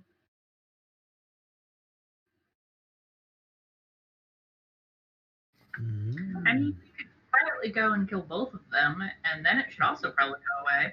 Jesus Christ. Lysandra, no. Lysandra's like, well, souls, more souls per my god. We're just gonna kill people one at a time until the son bitch goes away. Slit throat. Is it this one? No. No, next. That one? No. Honestly, how did you get all these townsfolk to line up for you to slice their throat? Offer them cake or death. Suggestion. Stand there. Box of macarons. Look, the friendship cake works in Dragon Age. I don't know why it won't work here. So it sounds like our plan is to talk with the guy in the hospital again, and then friendship cake. We can press him for some more information, of course, but I'd prefer if we were to talk to him alone. Words Moonin has probably never said in his life. Talk to the guy, then friendship cake.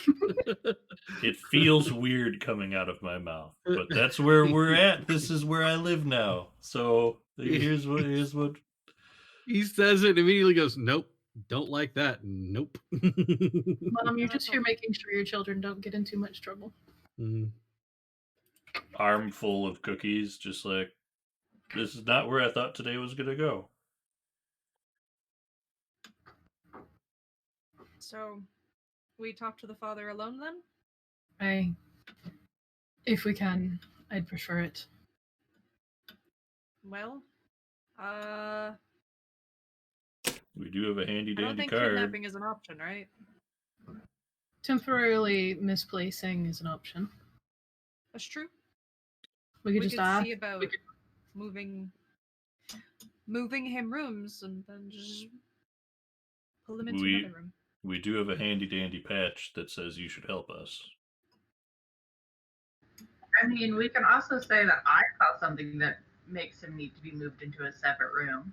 Because, I mean, his wounds look very bad. They could be infected. Could need It's very you then. contagious. Sorry, he must go.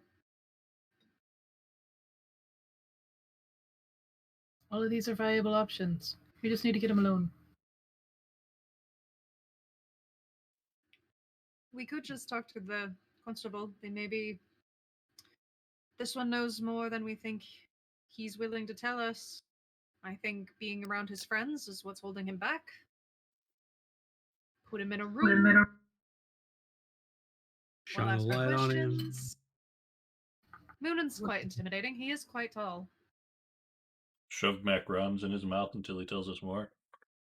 But he won't be able to tell us more. I'll give him some tea to wash it down. It'll be fine. Give him very dry toast and no water until he tells us. I have everything. a tea that could help tell him, but I don't think the after effects would be very Popeye's good. biscuits.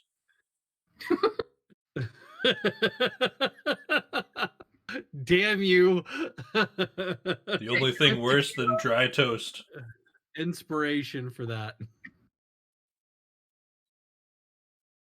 Damn it, that was good. Because I immediately knew what you were talking about. I was like, son of a bitch. I like those biscuits. They're so good, but they're so dry.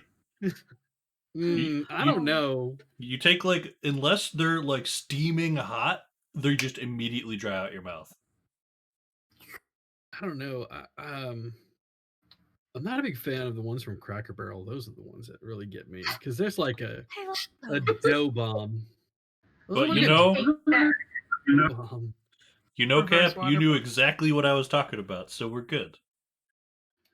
Snowboarding. I don't. Doughboarding. Oh, Hi, boy. Steve. All right, So let's head to the hospital. back to the hospital. All right, are you going to grab the constable on the way or forego the constabulary? I'm assuming he's probably still close by, as we're a weird presence He's in his town. office. Yeah. Mhm. But it's easy enough to hand wave getting him and then heading back towards the hospital. All right. As you I'll say arrive, they are releasing everyone, and you notice though that the elder gentleman Abelard is not with them. Excuse me, where did Abelard go? He is still in his room. He was ready for release, like the rest of them were, but he um suddenly said that he was not feeling well and that he did not wish to leave the hospital yet. Perfect. We have remanded him to a separate room. The nurse takes you to the single room. It's a small room. It's a window mostly, so that he can look out. It's some books stacked on a small nightstand. He has a small IV drip that is running. He looks up at you as you enter in. You are back. How'd you want to feel? Yes, the wound in my side, it still bothers me. I do not trust to be alone or in my home, as it were.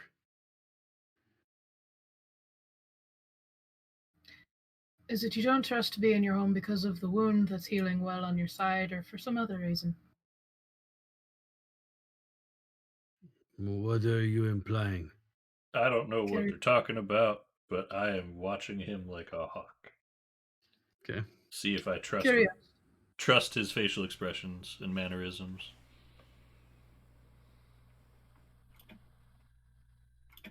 I don't trust the wounds. If I fall and injure myself, there's no one there to help me, and I will be alone in the house.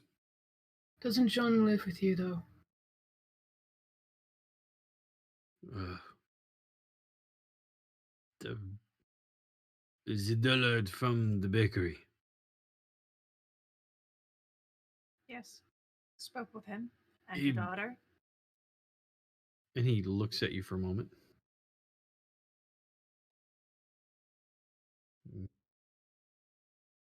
You spoke to Yasmin.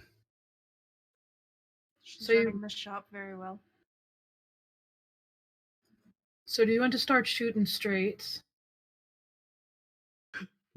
Muna's got a gun out. I can't understand anything that's happening. That's true. No, but give me an insight check since you are watching him and his body language. I can pick up my die. There we go. That's a 16 plus 5. That's a 21. He is whatever conversation they're having. You hear the name Yasmin, and you see him kind of he looks agitated, and very cagey, very cagey. He's a KGB. All right. Liz pulls out a bottle that has like a poison label on it, and she's all like moving close to like. So old IVs were like an open container with like a gauze on top. So she's Mhm. like moving towards the gauze container and being like, "Do we need this? Do we need the intimidation?" I'm just gonna relay to Gej that No. he seems to be pretty touchy once he brought up his wife. Daughter. Daughter. It's okay. What kind of weird city is this? His Alabama. daughter. Let's Oh, make it weird. All right. Look, we don't intend to hurt her. We went to gather more information about your livestock that have been killed while you went after the creature. She just so happened to volunteer the information. She's not in any danger if that's what you're worried about. However, we think you know who might be. It'd be real helpful to us if you could tell us either why or who. Give me a persuasion check. I have a low charisma score. I didn't take persuasion. I have an okay Christmas. He button 14. Okay. It was a Uh, 13 plus 1. He kind of nods and then looks around for a moment.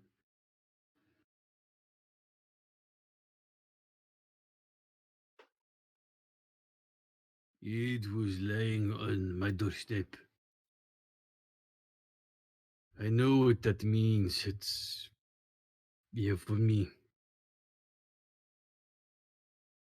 I thought I could fight off the creature and send it away in the portents of death that are apparently coming to get me. I'm surprised the thing didn't kill me.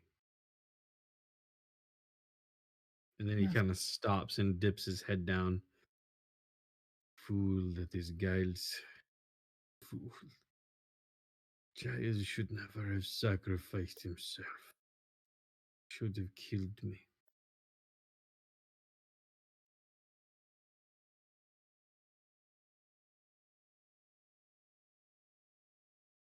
It's the price you pay for bringing other people into these sort of things. It was to have a price. I wish that I could take it all back. I would. There's nothing for it now, except the fate that has been laid before me, and hopefully go out with some dignity and pride instead of like an invalid in a bed. Do you know why it wants you?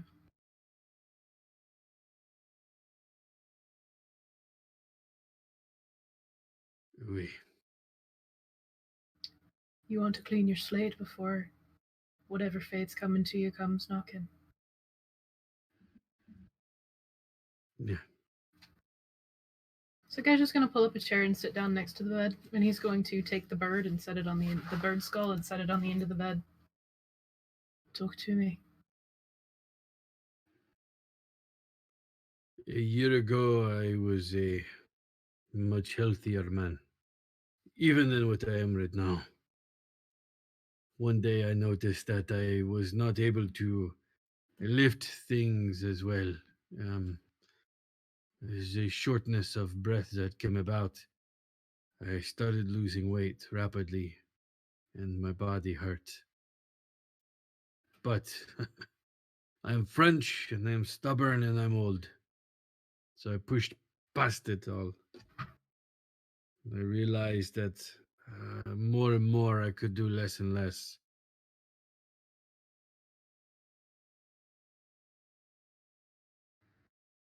And that is whenever I started seeing spots and dizzy spells and things. Not all at once. It progressed slowly over time. Um,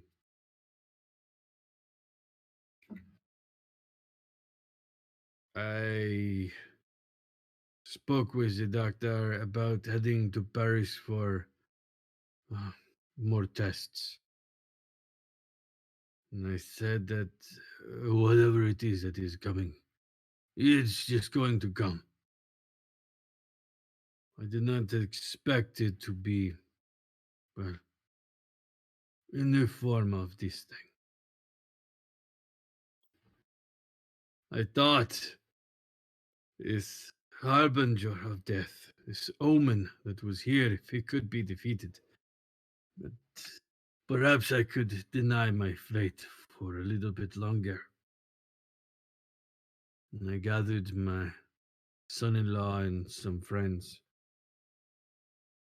Um, you know the rest.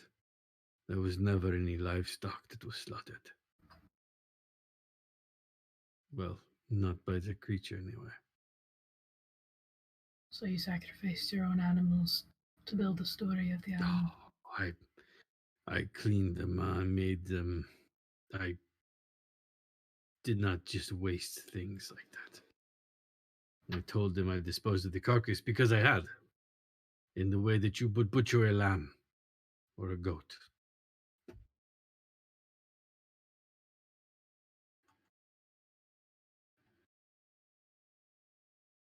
The,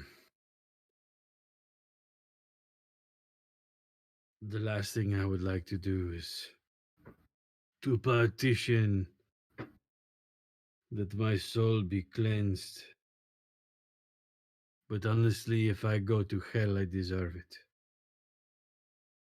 I lost good friends that day because of my own pride and stubbornness. Because I thought I could cheat death.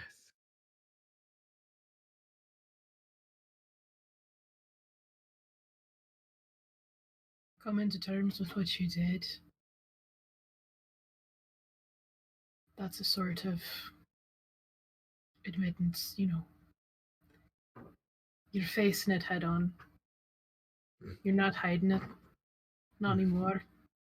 As I lay here in the bed, lying about my wounds, and trying to avoid it one more time. What you could do instead of lying here is you could get up.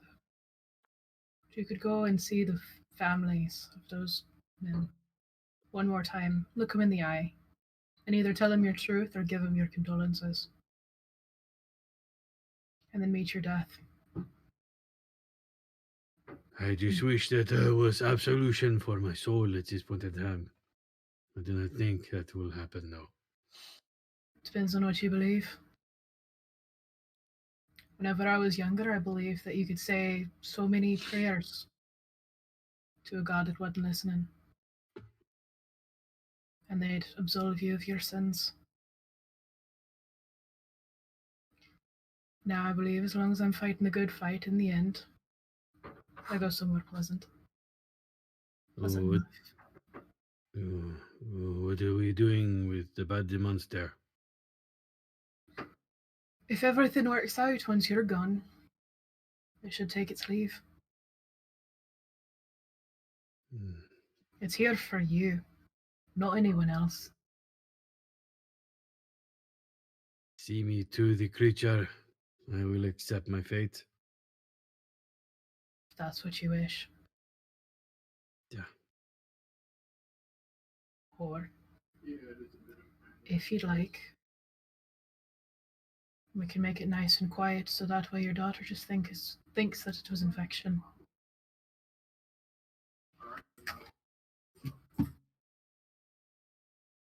Are you telling me to take a sinner's way out? Whatever you think. I think I will face it one more time. All right.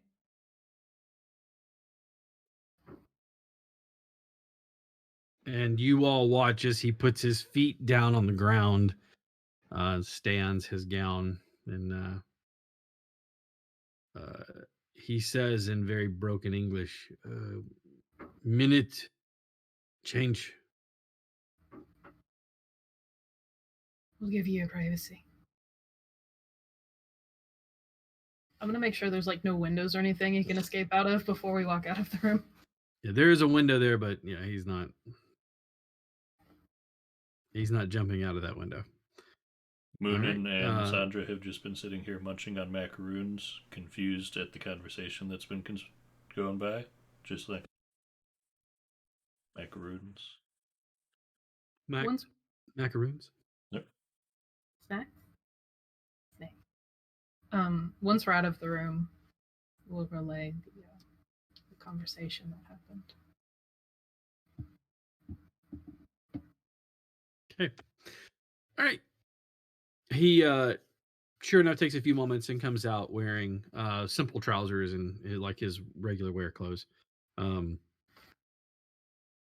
He has a hat on his head. It's this little like straw number and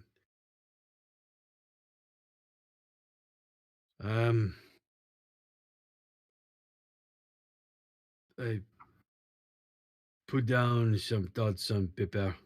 And then he hands you like a folded note. Um, from the heft of it, you can see it's like 2 pages, quickly written.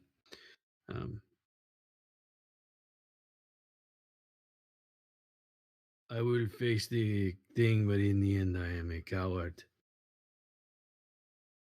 Give those to my daughter. Once I am gone,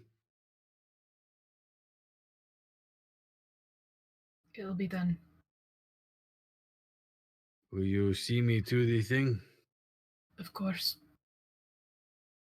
Good. And he starts walking. The constable kind of looks between you and him and then back to you. We're solving the problem.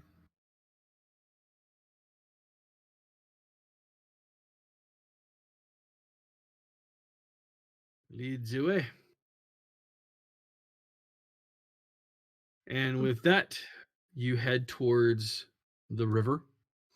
A short walk down, and you can see several barricades that are set up around a like a barrow or a barrow mound almost looking thing. There's probably 20 officers in uniform, different weapons in their hand. Most of them have rifles or their shotgun, some sort. Uh, and as you approach, the constable explains to them, why you're there, and they move the barricade out of the way, allowing you all to gain entrance towards the opening of it.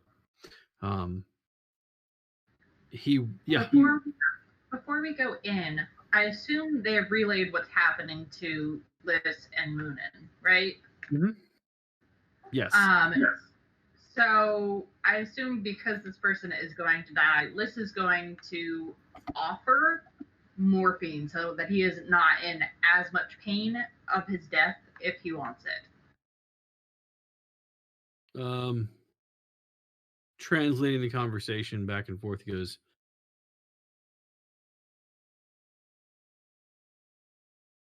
yes, like a little bit.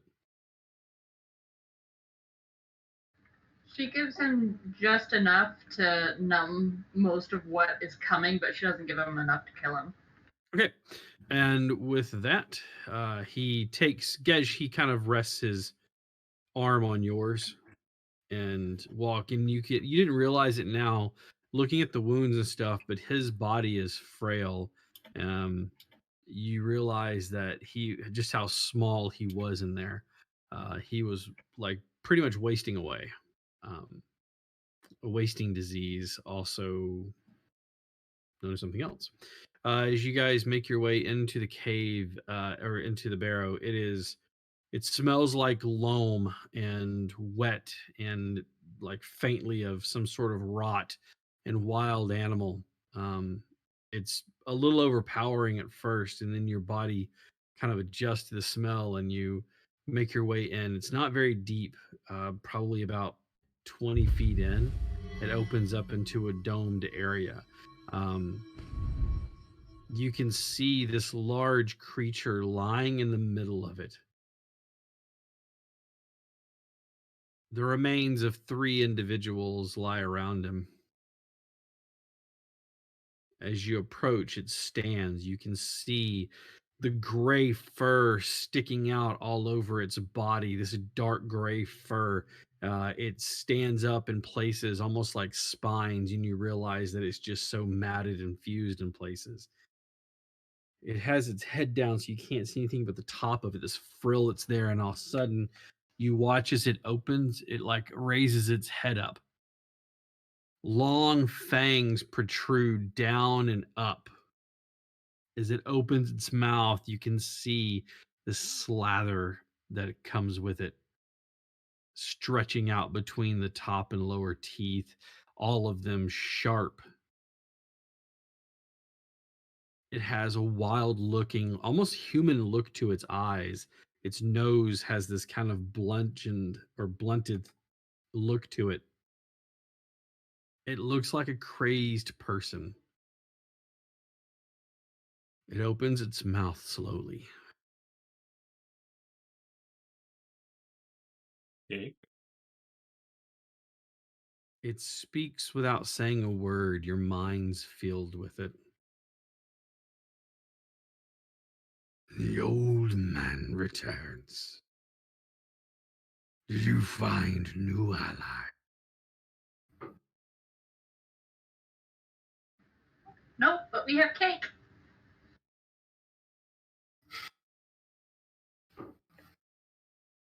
I just want him. He's come to pay his debt. It puts its feet up, kind of rising to its full height, its back arched as it slowly stalks forward. You can see the front of it looks like taloned hands that have fused the middle two fingers together as it steps forward, one, then another, then another. As it stalks close, bile rises up in your stomach, or from your stomach into your throat, as the smell overwhelms you of this kind of wet dog and rot, and this earthy smell that's just there all at once.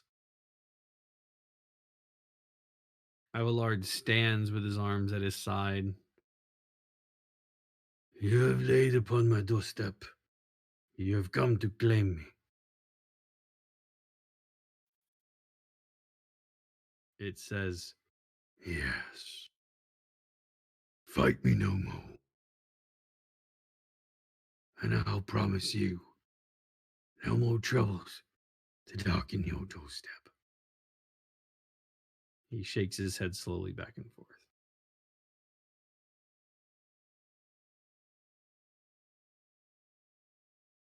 It reaches out a hand and puts it to Abelard's chest. Abelard draws a sharp breath in, and you feel his arm, his hand that's still on your arm, loses its strength, and you can feel him sliding down beside you. He's gonna make sure he doesn't fall on the ground. Yeah, I you help just as well. yeah, you guys kind of catch him, and again, he feels so light as you do.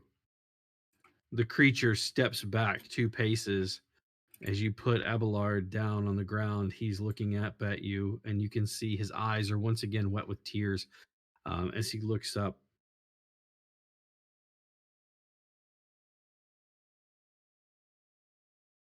Thank your friend for the pain relief. I don't feel it. I should have accepted this a long time ago. I'm sorry for the loss that it has caused. I pray that my name will be forgiven. You fought your war. You've earned your rest. Let us take care of the rest. Thank you. And his chest rattles as he breathes out one last breath. It seems as though everything with him, and he gets even lighter still. And he moves no more, his eyes staring sightlessly at the ceiling of the cave. Close them. And look over at the creature. Your duty's fulfilled, yeah? Nearly. Nearly. And he stalks towards the entrance of the cave. Slowly. As he does, you can see the smell that's been cloying in here and just been oppressive seems to slightly fade and drift away. Watching him, though, the seems to turn. He doesn't look like this crazed monster that you saw before, but instead looks like a large like a large hound. The muzzle seems normal. Glint, a little bit of light from the entrance of the cave glints in his eyes, and they seem to flash red. It moves its head one more time and says, "There's a procession I must tend to, and then I go." And as he stalks to the entrance of the cave, you hear an alarm raised outside, but then all of a sudden it goes from scare to confusion. As you look towards the front of the cave, the creature is gone.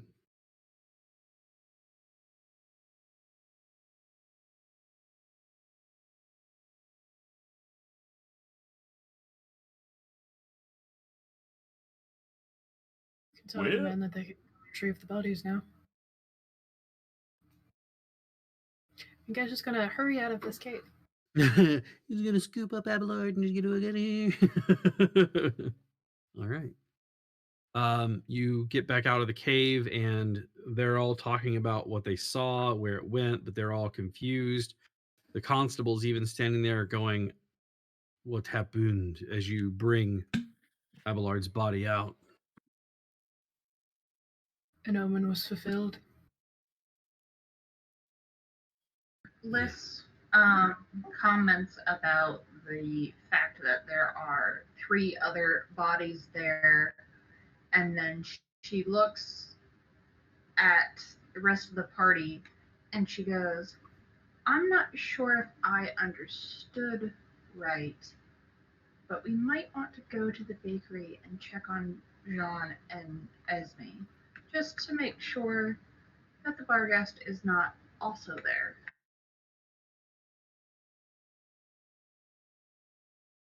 Is this are you because we taking? ate so many macarons already? You kids are gonna have a sugar coma. Uh, I mean, Right. those two might. yeah, making your way back towards the um to the establishment. Um Also, thank you, Raymond, for the party boon. Yay! Thank you, Raymond. Jean and Yasmin are just steady at work again. You can see that there are more people bustling around in the back. They're calling out to one another and making up new things. It's already getting on late in the day though, so it's it looks like they're more prepping for the tomorrow, and business is mostly closing up. But they seem fine. Do you have Abelard with you, or did you take him back to the hospital? What did you do with him? I feel like we probably would have left him there with the other bodies to be Okay. tended to by the 20 that were there, Okay, that's perfectly fine. if that's Wait. okay with everyone else. Carrying a body through town is kind of weird. Yeah, just making this weird procession.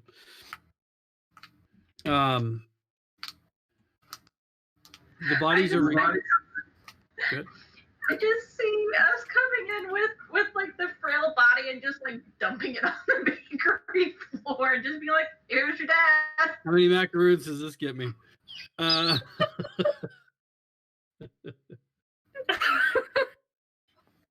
At least 7. 21 grams worth. His weight in macaroons, please. At least 21 grams worth. You the bodies are tended to and cared, laid to state. They are you retired back to the hotel that evening. You tell Colm everything and he is making notes of everything. We gave the items that Abelard gave to us to the daughter, right? Yeah, we had a letter to deliver before we went back. That is correct. So yes, you did deliver that to her. She doesn't. She just looks at them oddly and then starts reading over them. As she does, she looks up and then she excuses herself and like strikes out somewhere in the back to be alone. –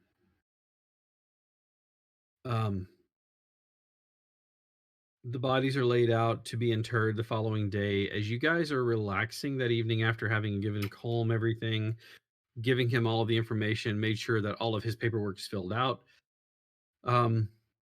You're all kicked back, relaxing, enjoying a meal as the restaurant is closing down. It's late in the evening. You guys are just kind of there, and there's a sound from outside that draws your attention. It's the sound of a large number of dogs, and they're all yipping and howling. A large number of them, like 15, 16, 17, something like that. But we gotta go look at the dogs. At What least pers- I'll go take a look. That might be our procession we were told of. Okay. As you get outside, you can see that sure enough, heading towards the east, away from the river, there is what looks like to be a funeral procession of dogs, different sizes, shapes, and breeds. But the one at the lead of them looks like a dark Irish wolfhound, big, shaggy-looking black dog. As it starts to move past the hotel, it looks towards the door, and you kind of think it nods its head at you before turning its head, howling one more time, which all of them pick up in unison and start to proceed down the road. By this time, a large crowd of people are starting to come to their doors and look out as this weird procession goes throughout the town. Just as quickly as it came, it passes by, leaving you all just kind of looking on. Colm looks around and goes, "Was that a marching of dogs?" Funeral procession. Seriously. Yep. Okay. I'll have to write that in my notes. It's late, and he takes his pocket watch out and looks at it, clips it closed. We've a train to catch in the morning, so good night, everyone. I'm going to go to sleep. And he proceeds back to his room for an evening. You guys, unless there's anything in particular you guys want to do, you rest for the night, and it is quiet and calm. These rooms have windows.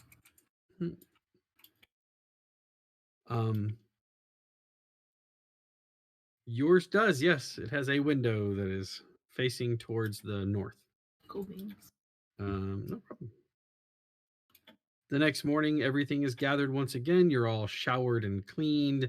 The porters take your bags to the car. The car takes you to the train station. And then Colm once again goes over the story with all of you. You eventually, after a couple of days of travel, arrive back at your base of operations.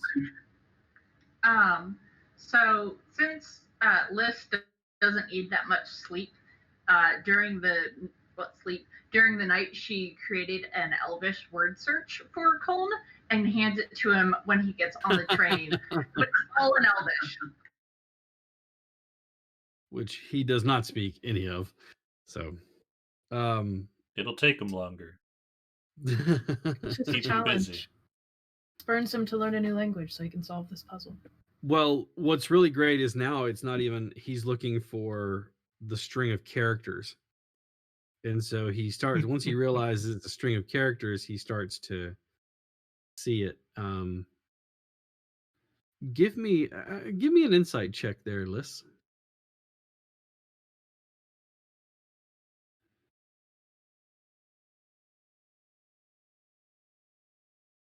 Got to introduce him to Sudoku.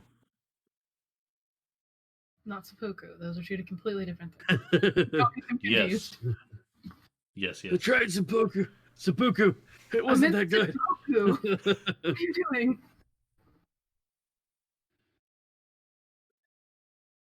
I'm pretty sure it's a straight 9, but I'm checking to see if I have any. 9? It insight is your wisdom base, so.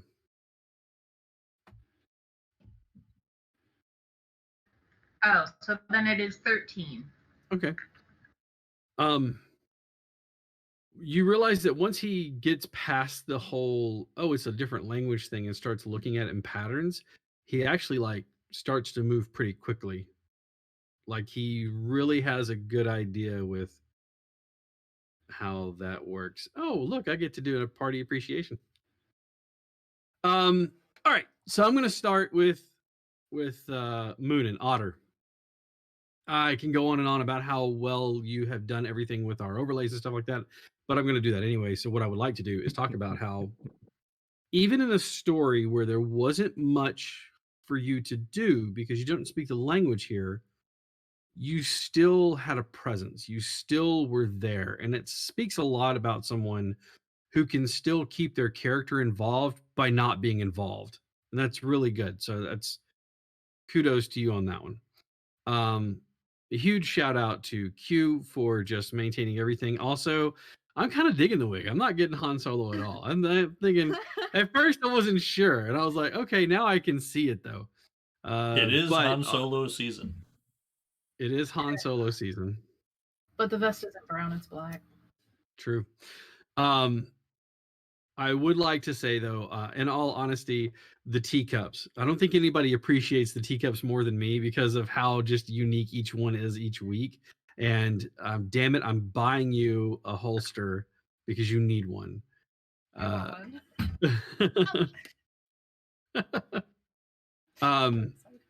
This is going to be to both of them because I think today it needs to be our clerics. You both did such a great job at doing clerical things today, medicine checks, looking at the lore and the history based off of the domain that you are, looking at giving somebody rights and being there for them in the way that like clergy should be. So to both of the clerics, fantastic job tonight. Great job. You arrive back at home base after a few more days of travel. When you do, you are given a stack of small letters and stuff that are handed to Colm. One of them is an invitation. It's an invitation to a home in what is Romania, and it is to an evening event and a party that is to happen 1 week from now. It says in there that all travel and things like that are covered and that there is no need for any other expenses paid. It has a list of the hotels and everything else that you're going to be put up at. The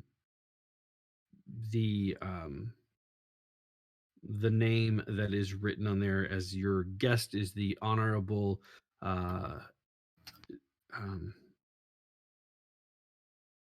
my gosh, my brain just went blank. Hang on, let me grab my notes real quick.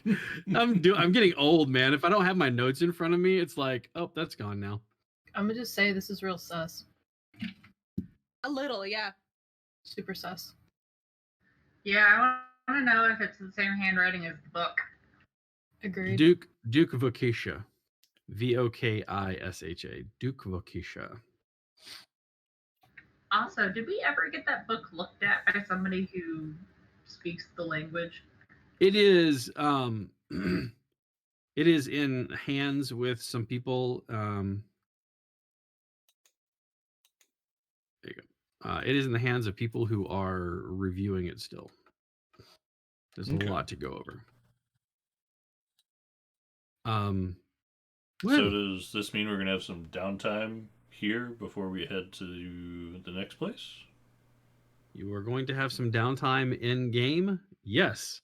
Okay. Because you are all leveling up to level 4. Congratulations, party. Yeah.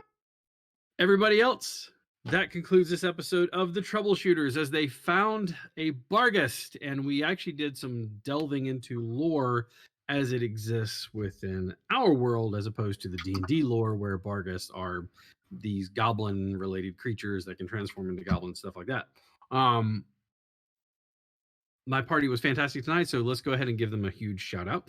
Thank you to Otter for everything that you do. So keeping this whole place looking good. I really do love the change that we did. If everybody didn't notice, there are new borders around that talk about pronouns, the name, the race, as well as the class and what they do.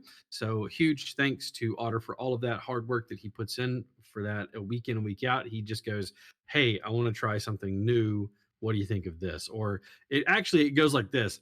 Q and I were talking. We wanted to see if we could do this. And I would love to say that I'm just kidding, but I'm not. And it's like, Q and I were talking about this. So a huge appreciation to Otter, who was playing Moonin tonight. Big thanks to Q for keeping the whole video thing going and making sure that we're all on time and things like that. And the video was there and in place. So thank you so much for that. And Q was playing our Emrys this evening. Then huge thanks to Vixen, who is playing as Lysandra, for keeping the entertainment and the energy high. Never before have macaroons meant so much to an entire party. And then a huge shout to Voodoo, who is playing Gej, for bringing a lot of humanity for a half orc. You were bringing a lot of humanity for a half orc tonight. So thank you for all of that. It was fantastic. You guys did a fantastic job. To everybody out viewing tonight, we really appreciate you guys tuning in and watching, and we will see you all next Monday when the party goes to Romania. You have something to say? We also have the ending thing to talk about. Oh gosh, I totally forgot to announce that. Don't go anywhere. When we go off camera, we're debuting a new song. One of my former players, her name is Charlotte. She played in some private games that I had. She is part of a rock band. And they asked, hey, Kat, can we write a song for you? And I was like, you know what? Go for it. I'm never going to turn down free songs. So stay tuned. We're going to air that new song right after here, and it will be our closing song here on out. So make sure that you guys pay attention. It's a lot of fun. It reminds me very much with the intro that we have and an outro. It reminds me of like an anime. The intro is all super serious and stuff, and the outro is like just kind of whimsical. So enjoy this as we go off the air. Don't forget that tomorrow night we have Vampire the Masquerade with Jason. We have Monster of the Week with Q on Wednesday, and then there may or may not be a Descendant Avernus game. I mean, a lot of people that play in that are Canadian or somewhere around there, so we may or may not. Stay tuned for that. In the meantime, take care of yourselves. We'll see you all next Monday. Enjoy the music. Bye, guys.